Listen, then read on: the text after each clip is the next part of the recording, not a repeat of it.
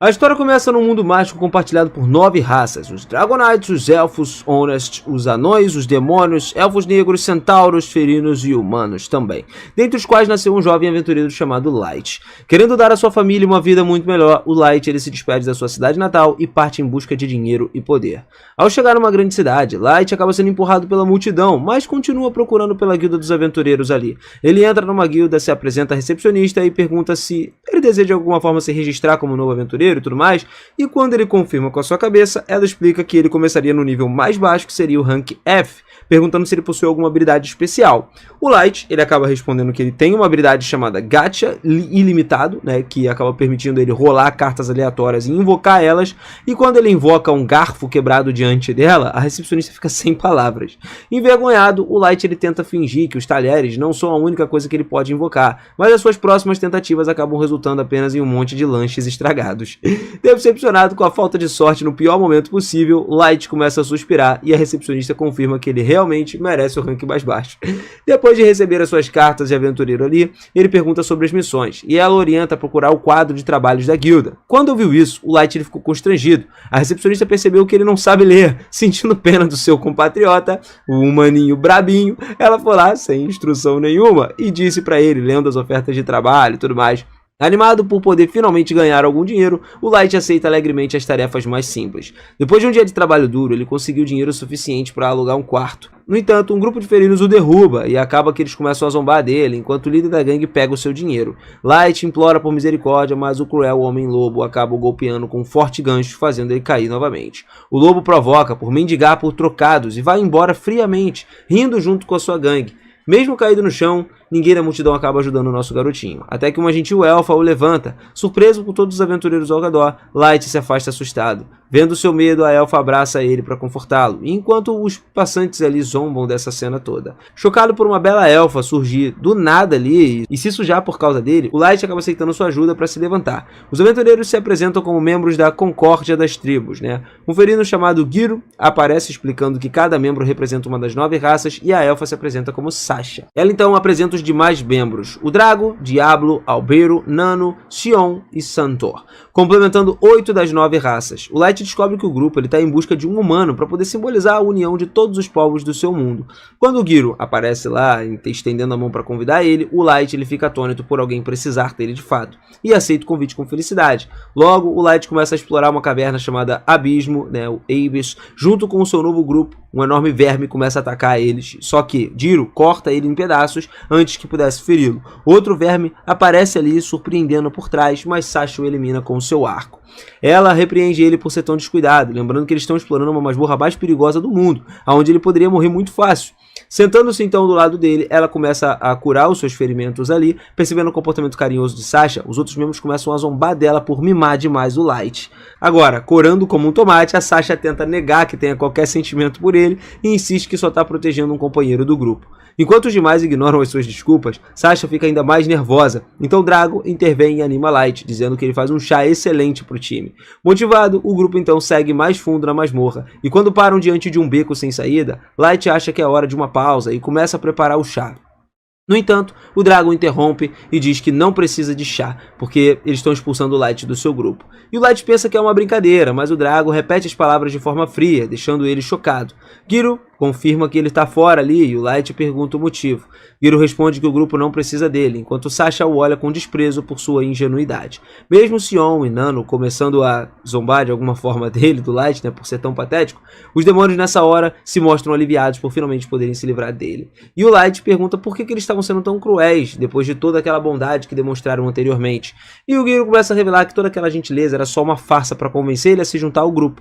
O Light se pergunta por que o grupo tão poderoso precisaria dele, e o Drago explica que era por causa da habilidade especial que ele possuía. Eles recrutaram acreditando que o Light seria um maestro poderoso, mas a habilidade dele se mostrou ser completamente inútil. O Light comenta que a sua habilidade é o gacha ilimitado, ele nunca serviu para nada. E o Giro ele começa a falar lá, né, concordando, zombando dele por ser um humano sem talento e afirmando que o grupo não precisava mais de um peso morto como ele. Todos sabiam que ele era um fracasso desde o início. Sasha, por sua vez, se pergunta por que eles demoraram tanto para se livrar daquele cara, se sentindo aliviada por poder casar-se com o seu mestre em vez de acabar com aquele humano patético. Atordoado com tudo que ele ouviu, Light mal conseguia reagir quando o Drago decide acabar de vez com ele. Ordenando que Gal, cuide da limpeza geral, acabe com o corpo dele, o Light finalmente percebe que o perigo ainda estava por vir. Ao ver os olhares hostis dos seus companheiros, ele entende que pretendiam matar ele para poder impedir que no futuro ele se fortaleça e busque vingança. Gal saca suas garras e atinge o rosto de Light, deixando um corte no qual o sangue começa a escorrer. Enquanto o grupo observa aquilo ali, o Light corre desesperado, gritando. O Giro começa a rir ali, cara, diz que os monstros do abismo vão fazer dele um almoço. Só que a Sasha dispara uma flecha na perna dele, impedindo ele de fugir. Gemendo de dor, o Light só cai no chão, cara. O Giro ele começa a se divertir com o sofrimento do cara, se aproximando, acertando ele com um chute violento no estômago, derrubando ele de novo. Ele continua a espancar o garoto brutalmente até que Sasha o interrompe, lembrando de que precisam fazer a morte de Light parecer um acidente. Giro então ergue uma garra para poder dar um golpe final, e vendo a morte se aproximar, o Light só rasteja pelo chão, desesperado para continuar vivo. Giro observa ali com prazer um garoto fraco se debatendo diante da morte certa, e de repente a mão do Light pressiona uma armadilha de teletransporte. O Drago começa a gritar para o Giro matar ele o mais rápido possível, antes que o feitiço seja ativado, mas o Light foi teletransportado em segurança antes que pudesse alcançá-lo. Mais tarde, o Light desperta num outro ponto da masmorra. Ainda gravemente ferido, ele pensa que ele seria devorado por algum tipo de monstro a qualquer momento. Mesmo que ele consiga resistir por mais um pouco, o frio cortante da caverna também faz ele lembrar da sua família, que era amorosa e tal, e ele começa a chorar. Ele recorda de toda a gentileza que o grupo demonstrou quando eles se conheceram, se pergunta como que eles puderam se revelar tão cruéis assim, lembrando dos olhares frios que lançavam para ele, levando ele até um beco sem saída. Consumido pela raiva da traição, o Light ele tenta entender como que ele acabou se envolvendo de alguma forma com pessoas tão insanas. A sua confusão se transforma em fúria e ele jura se vingar. O Light ele se levanta determinado a cortar cada um deles ali, mas ele sente um olhar gelado nas suas costas. Quando ele se virou, ele viu uma besta Otto de nível 1 que estava observando ele. Ele se pergunta o que aquela criatura tão poderosa faz ali e percebe que a armadilha teletransportou ele para o nível mais profundo do abismo. O cara só dá azar, mano?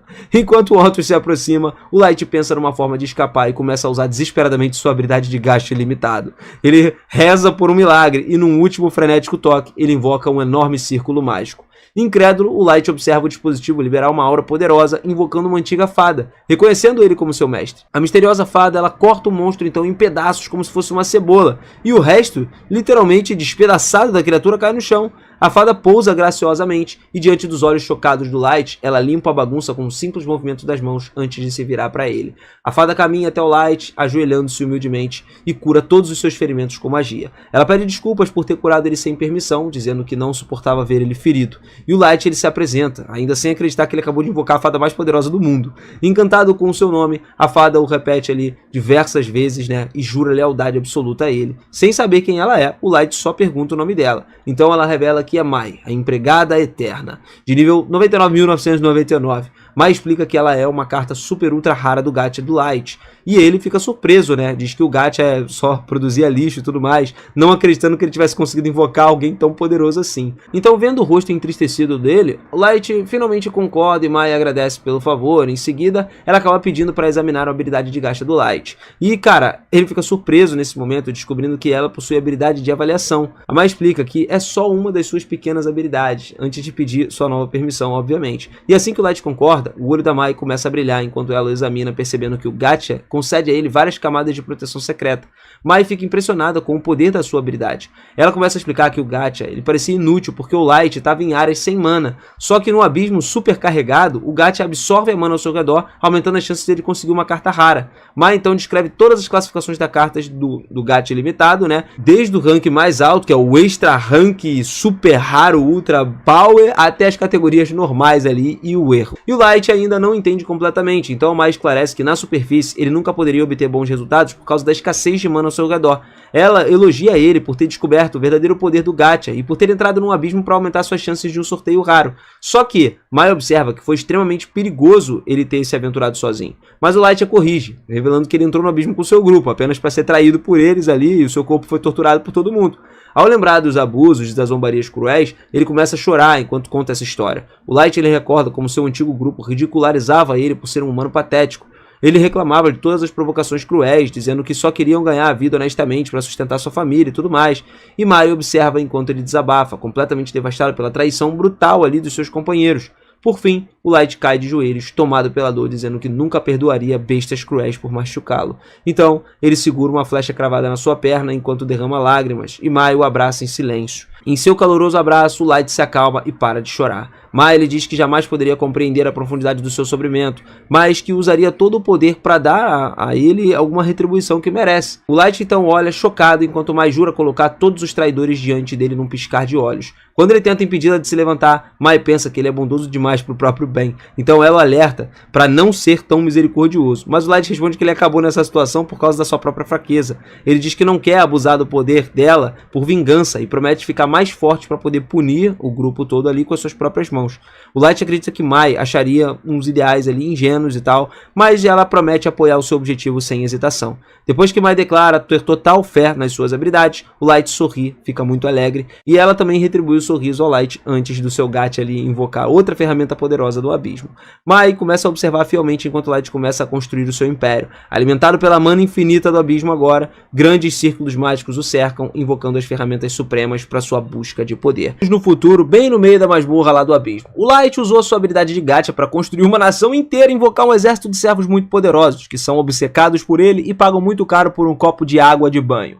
Enquanto eles caminham pelos corredores, Mai fica realmente muito irritada com todas as fadas criadas que estão ali, constantemente tentando chamar a atenção do Light, mas o Light não vê isso como um problema, já que ele considera apenas um sinal de devoção delas por ele. Eles saem pela cidade ali para cumprimentar o povo do Light e todos ali realmente o amam, respeitam o cara como líder. Uma pessoa até comenta que o estoque mensal de doce está acabando, e o Light promete resolver isso aí. Ele pensa que pode ser um problema na cadeia de suprimentos, já que a cidade tem muito mais habitantes agora do que tinha 3 anos atrás. Por isso ele precisa fazer alguns ajustes para poder atender a demanda crescente.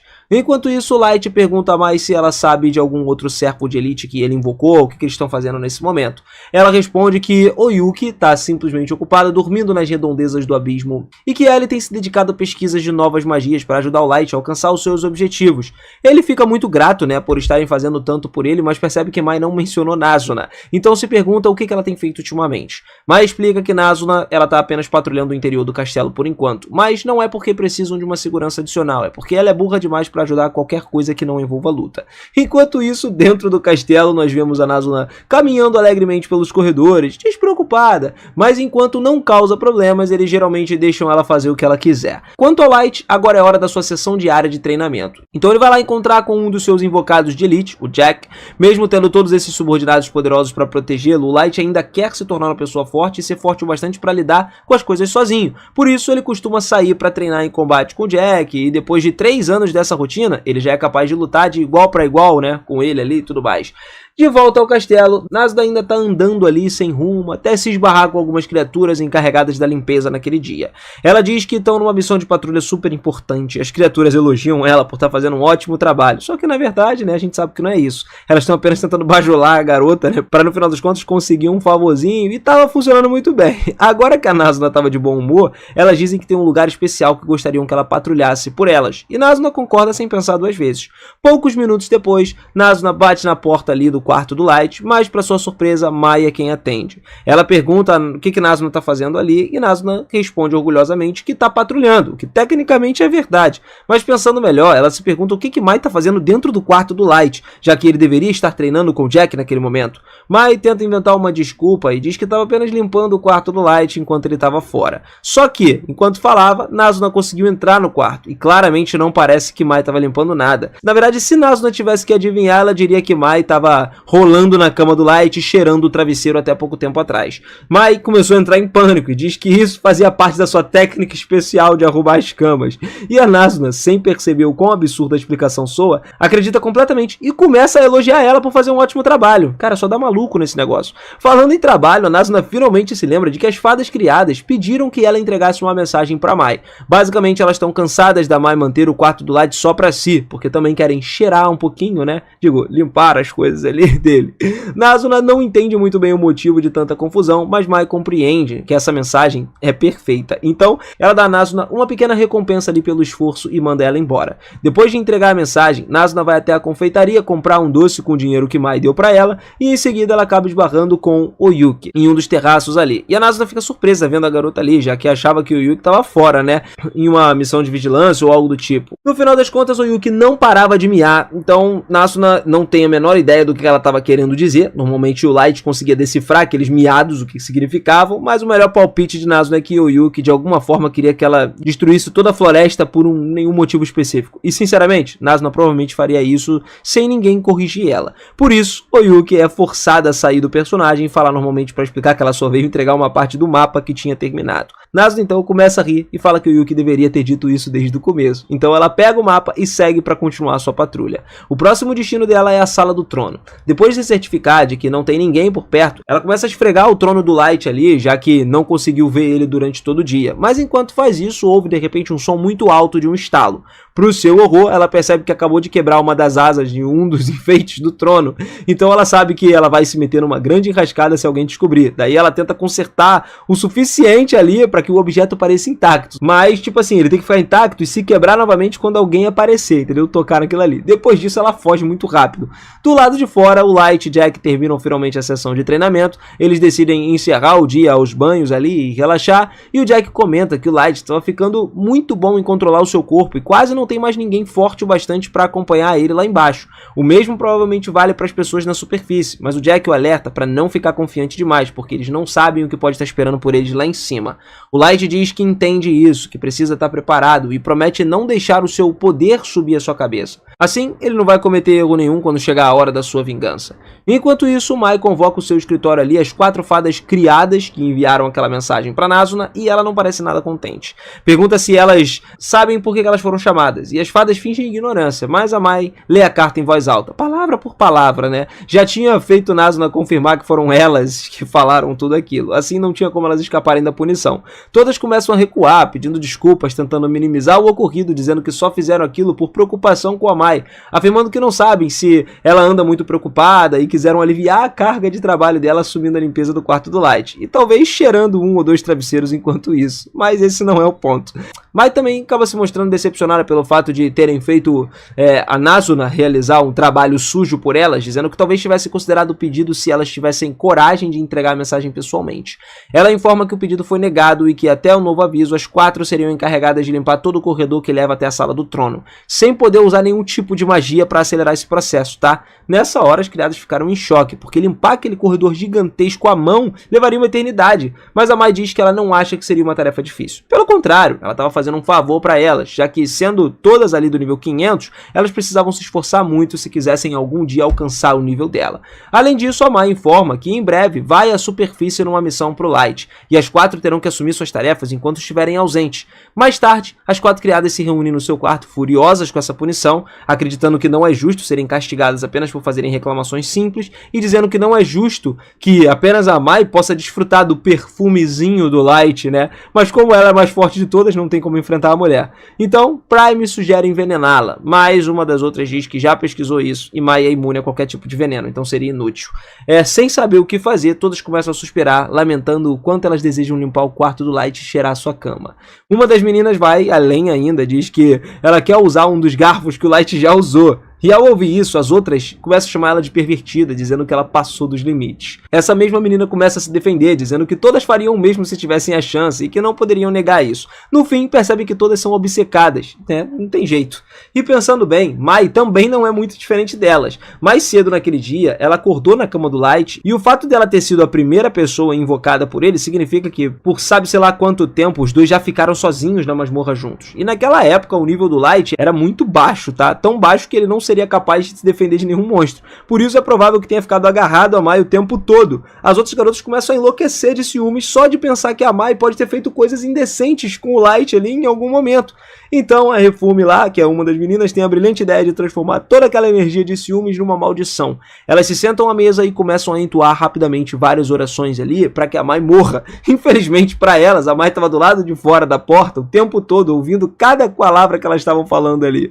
E ela entrou e perguntou se elas têm algo a dizer em sua defesa. As quatro se encolhem na mesa ali, afirmando que jamais desejariam algo de ruim para ela, só que a Mai ouviu claramente as orações, né, pela sua morte, e existe saber o motivo. O grupo acaba admitindo que estavam apenas com ciúmes, porque a Mai foi a primeira a ser invocada, e por isso ela passou muito tempo sozinha com Light, e a Mai explica que nada de indecente aconteceu entre os dois. Ela conta que levou cerca de 3 meses para o Light conseguir invocar o Yuki, e durante todo esse tempo que ela esteve ocupada ensinando a ele artes marciais e a história do mundo. Nada de indecente aconteceu. As garotas ficaram muito aliviadas ouvindo isso, só que Mai continuou falando, dizendo que na verdade tinha ido até ali para se desculpar por ter sido tão dura com elas antes. Só que depois do que acabou de ouvir, acha que talvez ela precise ser ainda mais severa. Então ela anuncia que além do corredor, essas garotas vão ter que limpar toda a sala do trono. As três começam a se ajoelhar aos pés da Mai nessa hora, implorando que ela reconsidere, porque seria impossível limpar aquele salão gigantesco sozinhas. Mas a Mai responde que deveria ter pensado nisso antes de desejarem a sua desgraça. Assim, elas são obrigadas a começar o trabalho imediatamente. No ritmo em que vão, provavelmente elas teriam que trabalhar a noite toda para terminar.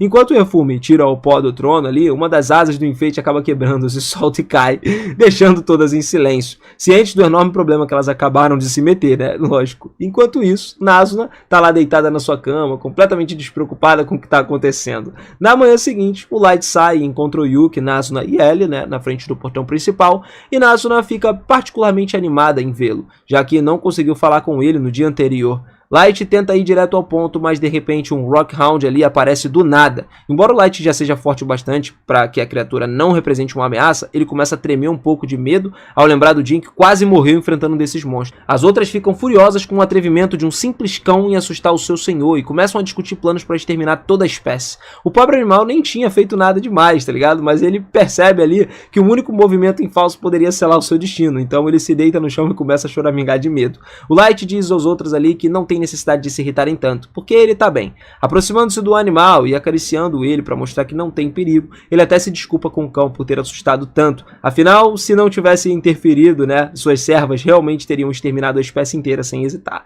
As garotas então perguntam se tem algum motivo específico para ele ter perdido ali, que todas se reunissem naquele lugar, e o Light responde que Mai o avisou que tudo já estava pronto para a missão e que agora finalmente eles poderiam partir para executar a sua vingança.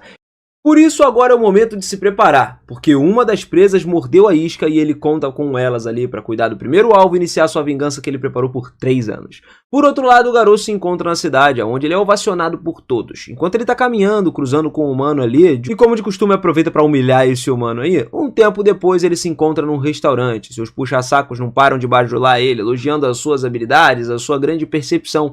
E bastante egocêntrico com isso tudo, o Garou menciona que graças ao seu faro ele aceitou apenas os melhores trabalhos, e isso levou ele até o topo. Um dos seus subordinados pergunta se entre esses trabalhos aí, ele estava também aquele que realizou há 3 anos, feito junto com a concórdia das tribos ali, questionando que tipo de missão foi essa. Nesse momento, o resto dos companheiros manda calar a boca, dizendo que aquela foi uma operação secreta que só o grande Garou poderia executar.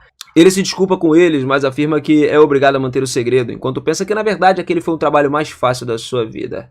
Lembrando o momento em que se livraria do Light. Graças a esse trabalho, agora ele é rico e famoso, mas sempre incomodou o fato de nunca terem conseguido encontrá-lo depois que se teletransportou. Gostaria de saber mais sobre aquele mestre, né, que todos estavam procurando desesperadamente. Só que ele sente um arrepio na pele, entendendo que investigar mais poderia ser muito perigoso. Justo nesse momento, Mai aparece no restaurante e pede desculpas pela interrupção. Numa mudança de cena, nós vemos que na masmorra, ela se faz passar por Devil lá, né, enquanto é escoltada pelo grupo de Garou, e se lembra de como no restaurante ela se apresentou como uma serva leal do Light e contou que o jovem mestre Light pertencia a uma linhagem nobre que estava procurando desesperadamente. O Garou ele não acreditou em nenhuma das suas palavras, já que o Light não tinha aparência de nobre. Porém, Mai diz que não poderia revelar muitos detalhes e pede para que ele não faça tantas perguntas assim. ela sabe perfeitamente que ele é o Garou do Concórdia das Tribos, né? E que há pouco tempo descobriu que o seu mestre, o Light, tinha se juntado ao grupo de aventureiros e supostamente morrido no abismo. Garou pensa que tudo isso poderia ser uma mentira, mas se o que a garota diz for verdade, poderia acumular uma fortuna do Light que realmente pertence à nobreza. Então ele pergunta o que ela quer dele, e a Mai responde, pedindo que escolte para ver os seus próprios olhos o lugar onde o mestre Light foi visto pela última vez. O Garou diz que é muito perigoso, mas Mai responde que ela está disposta a pagar o preço, mostrando uma maleta com 3 lingotes de ouro. O Garou desconfia, se perguntando ali se a família do Light é realmente nobre, já que uma simples serva estava pagando com uma quantia tão alta só para ser escoltada. Ele sente que poderia ser uma armadilha, mas ainda assim, por subestimar os humanos, acredita que uma mulher comum não representa ameaças. Responde a Mai dizendo que o dinheiro não importa, já que o Light era um grande amigo do seu grupo, e por isso aceitou o trato. Mai começa a chorar, emocionada, enquanto o Garou só consegue pensar que, assim que ela levar até o local, aproveitaria do seu corpo e destruiria sobre o túmulo do Light. Algum tempo depois, finalmente chegam ao local onde vinham emboscado o Light, e o Garou inventa todo tipo de mentiras, né? Mai se ajoelha, finge começar a chorar, lamentando o que aconteceu com seu mestre. Garou bloqueia as saídas, mas a Mai começa a mencionar tudo o que tinha feito com o Light naquele lugar. Garou entra em alerta, se perguntando como que aquela mulher sabe de tudo o que aconteceu. Só alguns poucos conhecem a verdade, então ele começa a perguntar quem ela é e para quem trabalha. Mai se levanta, revelando a sua lealdade, pertencendo unicamente ao seu mestre Light, e com um olhar cheio de ira, ela encara Garou. O seu grupo entra em pânico, sem entender o porquê que eles sentem medo daquela mulher. A Mai o observa com um olhar ameaçador, fazendo o Garou perceber que ele estava condenado, porém, do nada, o Light aparece e pede a Mai para se acalmar, dizendo que Garou é a sua presa. O grupo do Garou ficou em choque, mano, sem acreditar em como que um simples garoto humano conseguiu chegar ao coração do abismo, e o Light revela o seu rosto. Aí, nessa hora, o Garou não estava acreditando. Ele perguntou por que, como que o Light ainda estava vivo. Sorridente, o Light só responde que ele tá ali para cobrar sua vingança, com 3 anos de churros.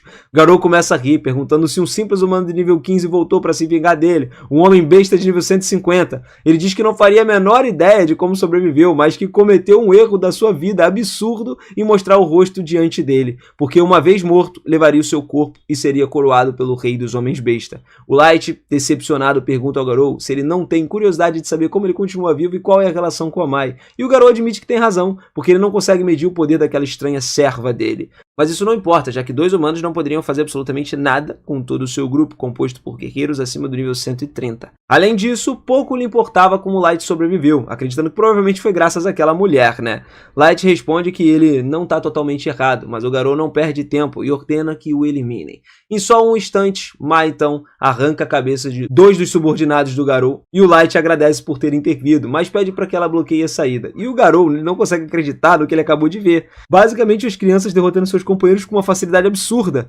mas o Garou pede que eles mantenham a calma, porque foi só um ataque surpresa, afinal os seres inferiores como os humanos jamais poderiam superá-los. O Light responde dizendo que ele estava bastante decepcionado, porque nada mudou naquele cara, perguntando se nunca ocorreu neles, né, que os verdadeiramente fracos são as outras raças. O Garou começa a ordenar que ele pare de falar estupidezes, lembrando que as reservas de mana dos humanos são mínimas e mostra o seu nível lá, que é 158. O Light comenta que o nível alcançado por cada raça varia de uma forma enorme, tá? E que por causa dessa diferença surgiu uma discriminação contra os humanos.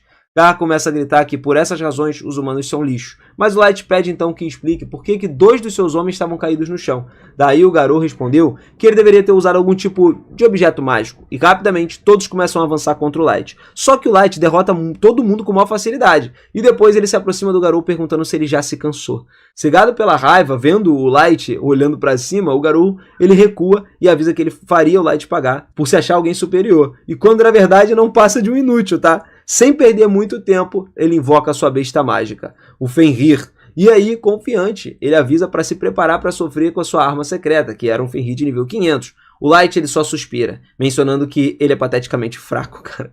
O Garou supõe que ele enlouqueceu de medo e, mano, começou a falar para ele rastejar como um lixo que quer pedir perdão e tudo mais. Só que o Light soltou a sua arma e avisou para ele não se mover daquele lugar, deixando o Garou fazer o que ele quisesse. O inimigo aproveita o momento e ordena que a sua besta ataque com um uivo, dizendo que toda a mana concentrada dela vai pulverizar ele com aquele golpe. Só que rapidinho ele fica em choque vendo o Light nem se mover, ele só se sacode ali dizendo que o ataque só levantou um pouco de poeira e todos ficam pasmos. Enquanto o Light avisa que agora é a sua vez de atacar, ele começa a comentar que chamar aquele pobre cachorrinho de Fenrir causa uma impressão errada e pede para mostrar o que um verdadeiro Fenrir faz. Então ele libera o deus lobo primordial Fenrir, que é uma carta de nível 9000 que agora um simples suspiro elimina toda a invocação do Garou, e o grupo fica sem entender, mano, presenciando aquele enorme poder de uma criatura absurda. Só que o Light comenta que eles poderiam ter se livrado daquele cachorrinho, né?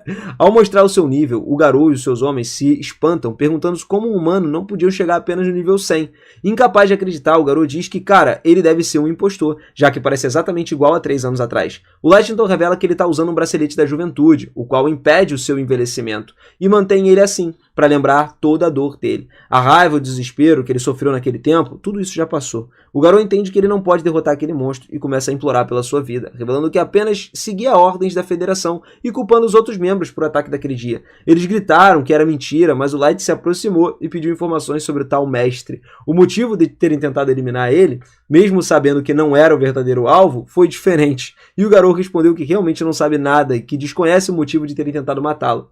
O Light, nessa hora, se volta para o grupo do Garou e pergunta se eles sabem de alguma coisa. Todos dizem que sim, mas a Mai rapidamente se transforma em sushi por ousarem enganar o seu mestre Light. O Garou treme de medo vendo todo mundo morto, enquanto Light faz uma última pergunta. Com base no poder que ele viu da Mai, ele acha que poderia vencer se declarasse guerra com o mundo da superfície? E aí ele pede uma resposta com percepção, da qual ele se gaba e alerta para não mentir porque a Mai possui o olho da verdade, é capaz de ver tudo. O Garou, apavorado, ele responde que com todo o poder que o Light mostrou, a batalha certamente começaria a seu favor. Só que, por mais alto que fosse seu nível, ainda era só uma pessoa. As nações do mundo todo passaram anos acumulando armas, armaduras, objetos, portanto, se todas unissem contra ele, mesmo com tanta força, teriam grandes dificuldades. O Light responde que é exatamente como ele pensava. Tem um limite para o que uma única pessoa pode fazer. Ele diz que ainda tem muitas perguntas para o Garou, só que antes de teletransportar ele para o lugar certo. Usando uma carta de teletransporte, ele chega à Sala do Trono, onde o Garou fica sem entender mais uma vez, vendo todas as forças que o Light possui e como todas reverenciam ele. O Light se senta no seu trono e ordena que todos os seus súditos se levantem e mostrem os seus níveis. Cada um deles está acima do nível 1500. Ele revela que reuniu aquelas forças ao longo dos últimos 3 anos, perguntando de novo quais as chances de vitória das nações do mundo se ele declarar guerra. E o Garou, já sem palavras, só expressa um desespero no rosto. O Light sorri, parabeniza ele e ele acaba ganhando o privilégio de sofrer uma agonia e desespero que são piores do que a morte. Tremendo, o Garou pergunta se o Light planeja se tornar um deus, já que com tanto poder ele poderia facilmente destruir o mundo num piscar de olhos. O Light responde que se tornar um deus não soa nada mal, embora ser um deus benevolente ou um senhor demoníaco dependa da resposta do mundo da superfície. Por fim, ele anuncia que chegou o momento de iniciar a marcha do abismo até a superfície, do coração da escuridão, em direção à grande luz. Quando Light finalmente retorna à superfície, ele começa a correr animado em direção à sua vila natal, ansioso para ver algumas pessoas, seus pais, depois de tanto tempo. Só que durante 2 anos e meio que ele levou para voltar para o abismo, a vila dele foi destruída por forças desconhecidas. Agora, 6 meses depois, a única esperança que resta é o fato de que os corpos do seu irmão nunca foram encontrados. Assim, acredita que ainda estejam vivos de alguma forma. Pelo menos essa é a última centelha ali de esperança que ele pode se agarrar. Depois de prestar homenagem às vítimas, um dos seus subordinados, Gold, decide que já é hora de partir, porque ele não quer acampar ao ar livre no seu primeiro dia de volta à superfície. Emumu, a garota que estava do lado dele, imediatamente repreende por essa atitude, enquanto seu mestre ainda está em luto pela família. O Light só observa toda aquela interação com um sorriso, pensando que nunca sabe se esses dois são melhores amigos ou inimigos mortais. Gold comenta que tem certeza que ela também preferiria dormir na comunidade de uma cama de verdade, mas Emumu pede que não lhe coloque no mesmo saco que ele, né, no final das contas. Emumu esclarece que ficaria muito feliz ao lado de Light, mesmo que tivesse que dormir sobre a grama e sobre um pântano, e Gold replica, dizendo que ele também enfrentaria as montanhas mais geladas ou a lava mais ardente junto do seu senhor, porque sua lealdade brilha mais que ouro, afinal não chamam de cavaleiro augúrico à toa. Mesmo assim, ele acrescenta que, ao menos, ela deveria vê-lo exausto por uma noite, né, mal dormida. Seria melhor evitar acampar nesse momento. Emumu finalmente reconhece que eles têm razão e Light diz que eles podem se preocupar com o alojamento mais tarde. Por enquanto, devem se concentrar em reunir informações. Embora tenham aprendido que suas forças podem rivalizar com as do mundo da superfície, seria tolice se lançar diretamente em guerra. Gold concorda, dizendo que, se conhecer o inimigo e a si mesmo, não precisaria temer o resultado de 100 batalhas. Emumu presume que o objetivo agora é entender a força militar de cada nação, e Light confirma, dizendo que aposta que a destruição da sua vila estava relacionada ao fato de ele ter sido um mestre. Ele quer descobrir o que faz de um mestre alguém tão valioso a ponto de justificar tanto derramamento de sangue.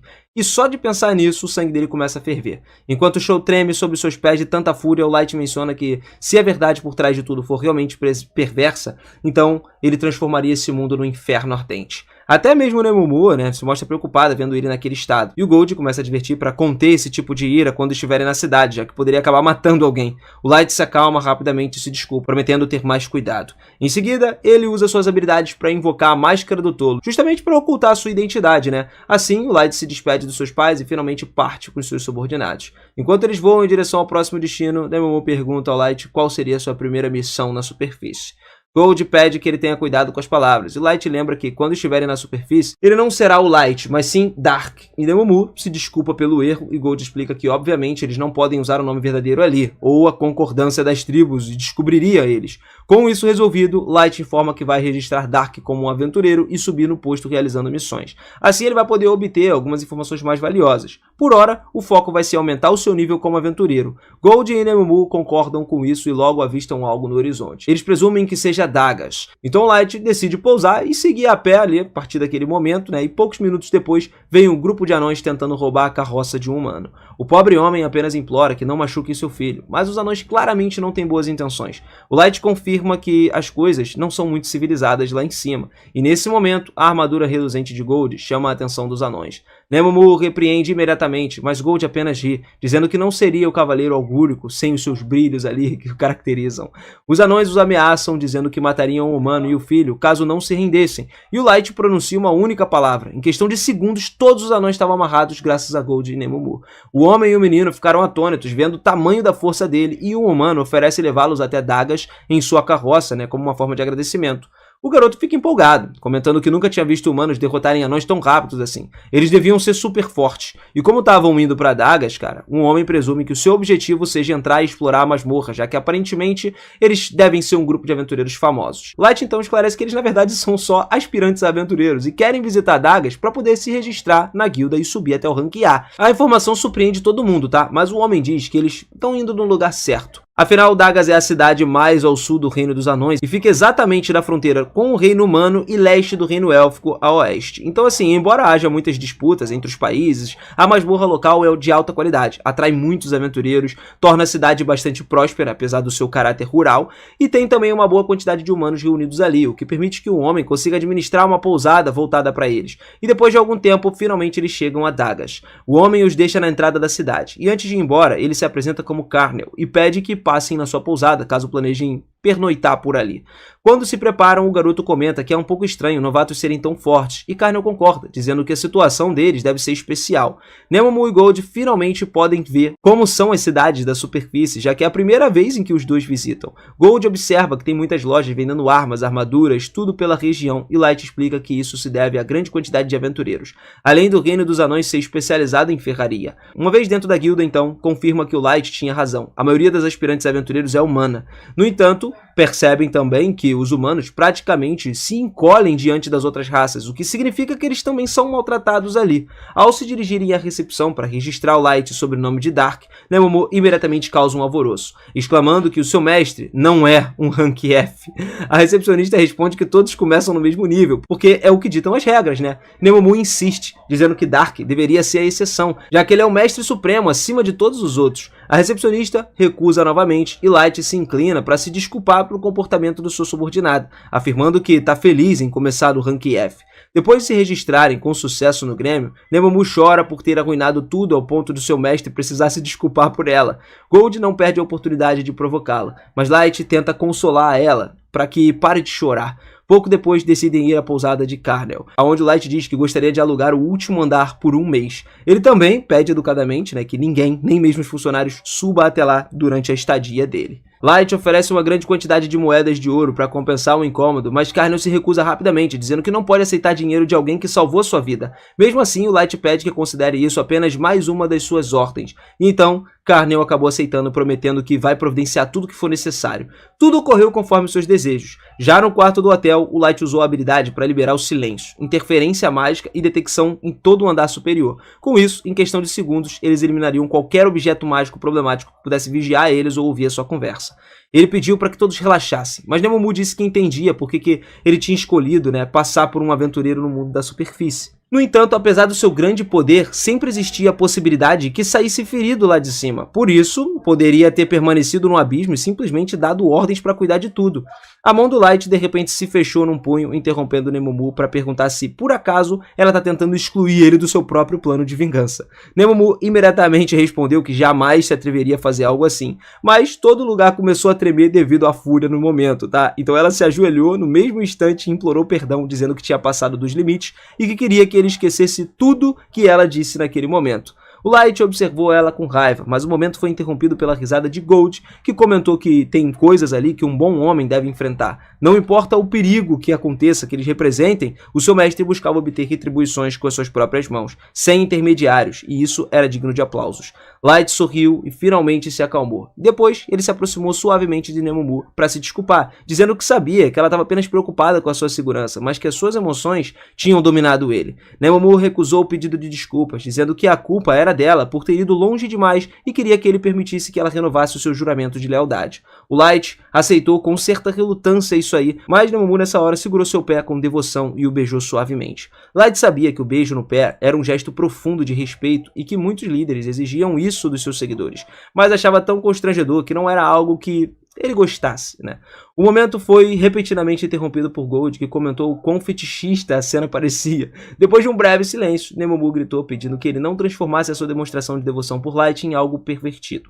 O Light se afastou em silêncio, enquanto os dois começaram a discutir como sempre, sem querer se envolver. No dia seguinte, os três seguiram para o mercado, observando algumas coisas diferentes que eram vendidas por ali. O Light comentou que, sem dúvidas, o lugar parecia muito animado, então a masmorra deveria ser tão boa quanto todo mundo estava falando.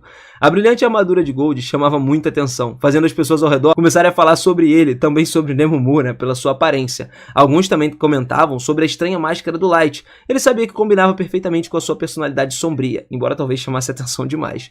Depois de caminharem por um tempo, finalmente eles viram uma enorme fila de pessoas esperando para entrar na masmorra. Gold mencionou que não parecia ter elfos por ali, e o Light explicou que a ausência deles se devia ao fato de que o reino dos anões e o reino dos élficos estavam atualmente em disputa sobre quem tinha o direito daquela masmorra. Nemomu o elogiou enquanto abraçava por trás, dizendo que ele sempre tinha uma resposta para tudo, e perguntou se realmente precisava estar daquela forma. Ela lembrou que o seu dever era proteger suas costas e garantir que ele estivesse seguro o tempo inteiro. E nesse momento, três pessoas encapuzadas se filtraram do nada na fila, chamando a atenção do Light. Ele percebeu que o que carregavam no bolso devia ser um servo e que um dos outros parecia ter um treinamento razoável, embora apresentasse muitas brechas, tá? Só que o homem que ia na frente se movia com uma precisão impressionante, apesar da enorme arma que ele carregava nas costas. Certamente era um guerreiro experiente. As crianças que estavam atrás dos três encapuzados ficaram incomodadas ao vê-los furar a fila descaradamente, se perguntando se deveriam fazer algo. Ainda assim, tinham medo de que pudessem ser membros da Dragon News, né, ou algo parecido, sabendo que odiavam os humanos. O Light notou um conflito interno deles e decidiu intervir, dizendo que era falta de educação furar a fila e tudo mais, e aí o homem, que tinha uma arma gigantesca, olhou pra cima perguntando se ele estava falando com ele. Ignorando a tentativa de intimidação, o Light comentou que não via nenhum outro idiota que tivesse furado a fila. Ele não disse isso em voz alta, mas ele pensou. O homem só advertiu, dizendo que ele não sabia com quem que ele estava se metendo, e o Light respondeu calmamente que estava claro que ele não sabia, já que todos ali estavam com o rosto coberto. Mesmo supondo que fosse alguém famoso, isso ainda seria mais motivo para não cometer uma falta de educação tão grosseira, e o Gold concordou, dizendo que aquilo certamente prejudicaria sua reputação. Nemomu afirmou que eles estavam sendo um incômodo, então deveriam ir para a final da fila, a menos que fossem estúpidos demais para entender como uma fila funcionava. Aí, irmão, o homem empunhou a arma dele, dizendo que nenhum verme humano miserável tinha direito de falar com ele daquela forma, e o companheiro dele deteve ele muito rápido, pedindo para que ele se contivesse, porque causar um escândalo não seria algo prudente naquele momento. E também lembrou de que usar a espada seria algo exagerado, e com isso o homem decidiu recuar. Os três encapuzados se dirigiram para o final da fila, mas o homem falou para o Light, dizendo que lembraria dele. O Light se desculpou com as outras pessoas por causa de tanto alvoroço, mas todos aplaudiram ele e disseram que ele tinha feito certo. As crianças de antes agradeceram ele por ter interferido, dizendo que não tiveram coragem de falar por medo de provocar uma briga e acabar perdendo, e ele pediu que não se preocupassem, explicando que só tinha falado por interesse próprio. Afinal, furar a fila afetava todos os que esperavam, então não tinha necessidade de agradecer ele.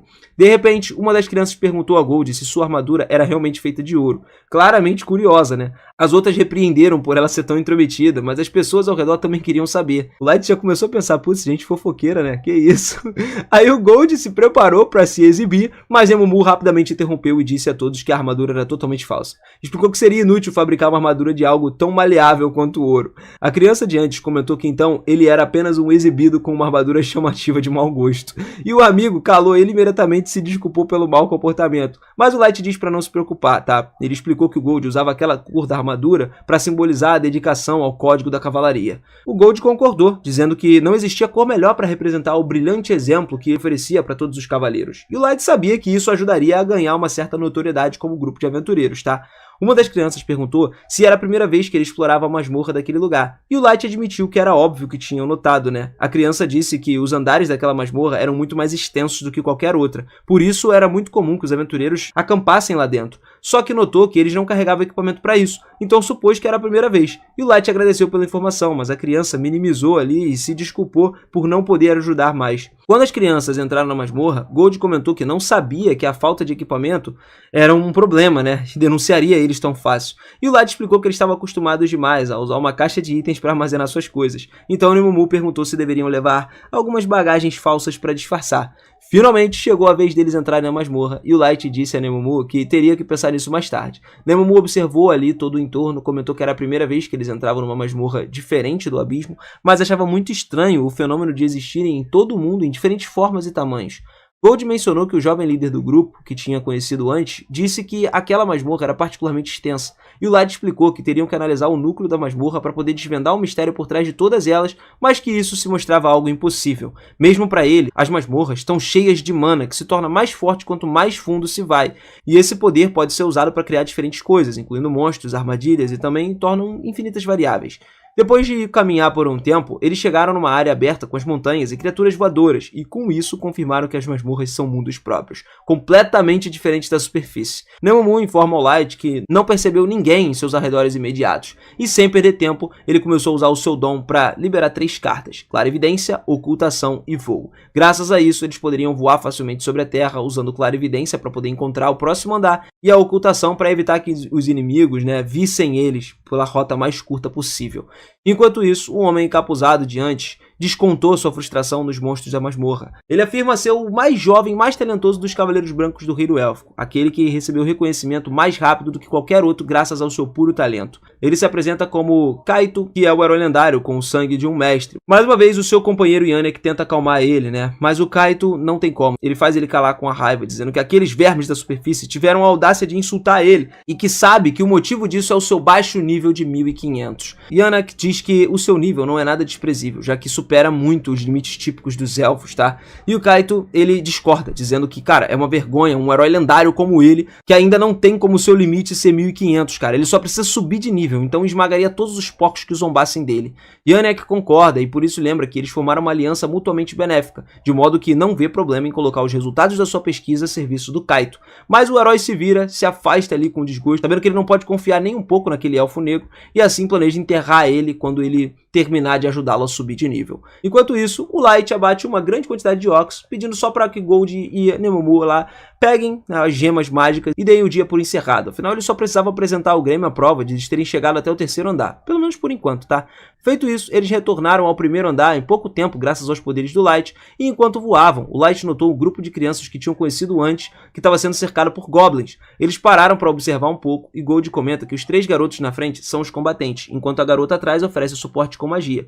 As crianças derrotam facilmente os goblins, mas o Light, ele decide pousar para dar um aviso para eles, lembrando de manter a concentração no inimigo, que é a parte fundamental do combate, mas que não devem deixar de distraí-los, de proteger a retaguarda. Nesse momento, as crianças percebem que ele tinha detido uma serpente rastejante que estava prestes a atacá-los, e Light adverte que a mordida de uma dessas não mataria ele, mas poderia deixar eles paralisados por um tempo, o que seria fatal em plena batalha. O garoto se curva, agradecidos pelo aviso, mas de repente aparece uma matilha de lobos arbustivos. O Light, ele sabe que essas criaturas costumavam viver nas partes mais profundas da floresta, então é estranho ver elas se aproximando da superfície. As crianças se preparam para fugir, mas o Light não se move do seu lugar, e os lobos dos arbustos ali começam simplesmente a correr por ele, o que significa que eles estavam fugindo de algum perigo ainda maior. Em questão de segundos, veio um gigantesco louva-a-Deus quádrupla, cara, mano, fazendo com que todas as crianças se congelassem de medo e perceberam que já era. E no final era um mantis gigante de 4 foices. Chocado, os jovens se perguntam como aquele tipo de mantis apareceu, já que a sua espécie tinha sido extraída há mais de 10 anos. Quando se prepararam para fugir do monstro, o Light perguntou se ele podia caçar esse monstro sozinho. Nemo observou que o mantis era de nível 500 e os garotos pediam para um grupo ir embora, achando que ele é poderoso demais para eles. Logo, o mantis avança contra o grupo e Gold assume a dianteira ali, bloqueando os ataques, e depois de trocar alguns golpes com o inimigo, o Gold percebe que eles não deveriam ser subestimados. Então o Light lança uma flecha de fogo, mas o mantis reflete o ataque no seu corpo resistente. Observando a batalha, o líder dos garotos pede para sua maga, Mia, ajudar, mas o problema é que ela estava paralisada ali, espantada, vendo o Light lançar magia sem nenhuma encantação ali, o cara não cantava nada nem nada, então ele tentou fazer com que ela se concentrasse, mas o Gold garante que estava tudo sob controle. Se preparando para lutar, Gold diz aos garotos que prestem atenção enquanto ele combina ataques de defesa para derrotar o mantis, e como se ele tivesse ouvido as suas palavras, o monstro avança de novo. Gold bloqueia facilmente o golpe do seu escudo, quebrando todas as foices da criatura com um impacto, e aproveita a abertura para poder cortar uma das suas pernas. Depois disso, o Light decide mostrar suas habilidades e dispara uma rajada de flechas flamejantes contra o inimigo. O mantis tenta desviar, mas as flechas se curvam e atingem pelas costas. Mia observa, impressionada, enquanto o Light controla mais de 30 flechas teleguiadas, reunindo elas para destruir o monstro. Se sentindo sobrecarregado, o mantis tenta fugir, mas o Light impede ele com uma barreira de fogo. A criatura salta sobre as chamas, tentando escapar pelo ar, mas a Nemo salta atrás dela, alcançando ela facilmente. Segurando as suas adagas agora, ela corta ele em pedaços com um único golpe, destruindo o monstro completamente. Enquanto Nemo se gaba da sua vitória, Gold a provoca por agir como uma criança. Irritada, ela retruca, mas ele lembra de que acabou destruindo todos os materiais preciosos do monstro. E ao perceber isso, Nemo entra em pânico. Enquanto os garotos assistem ali, impressionados com o poder do grupo do Light, que derrotou uma fera tão terrível com tanta facilidade, depois da Nemo se desculpa com Light, e os garotos vasculham o resto dos mantis e encontram uma gema de monstro perfeitamente intacta.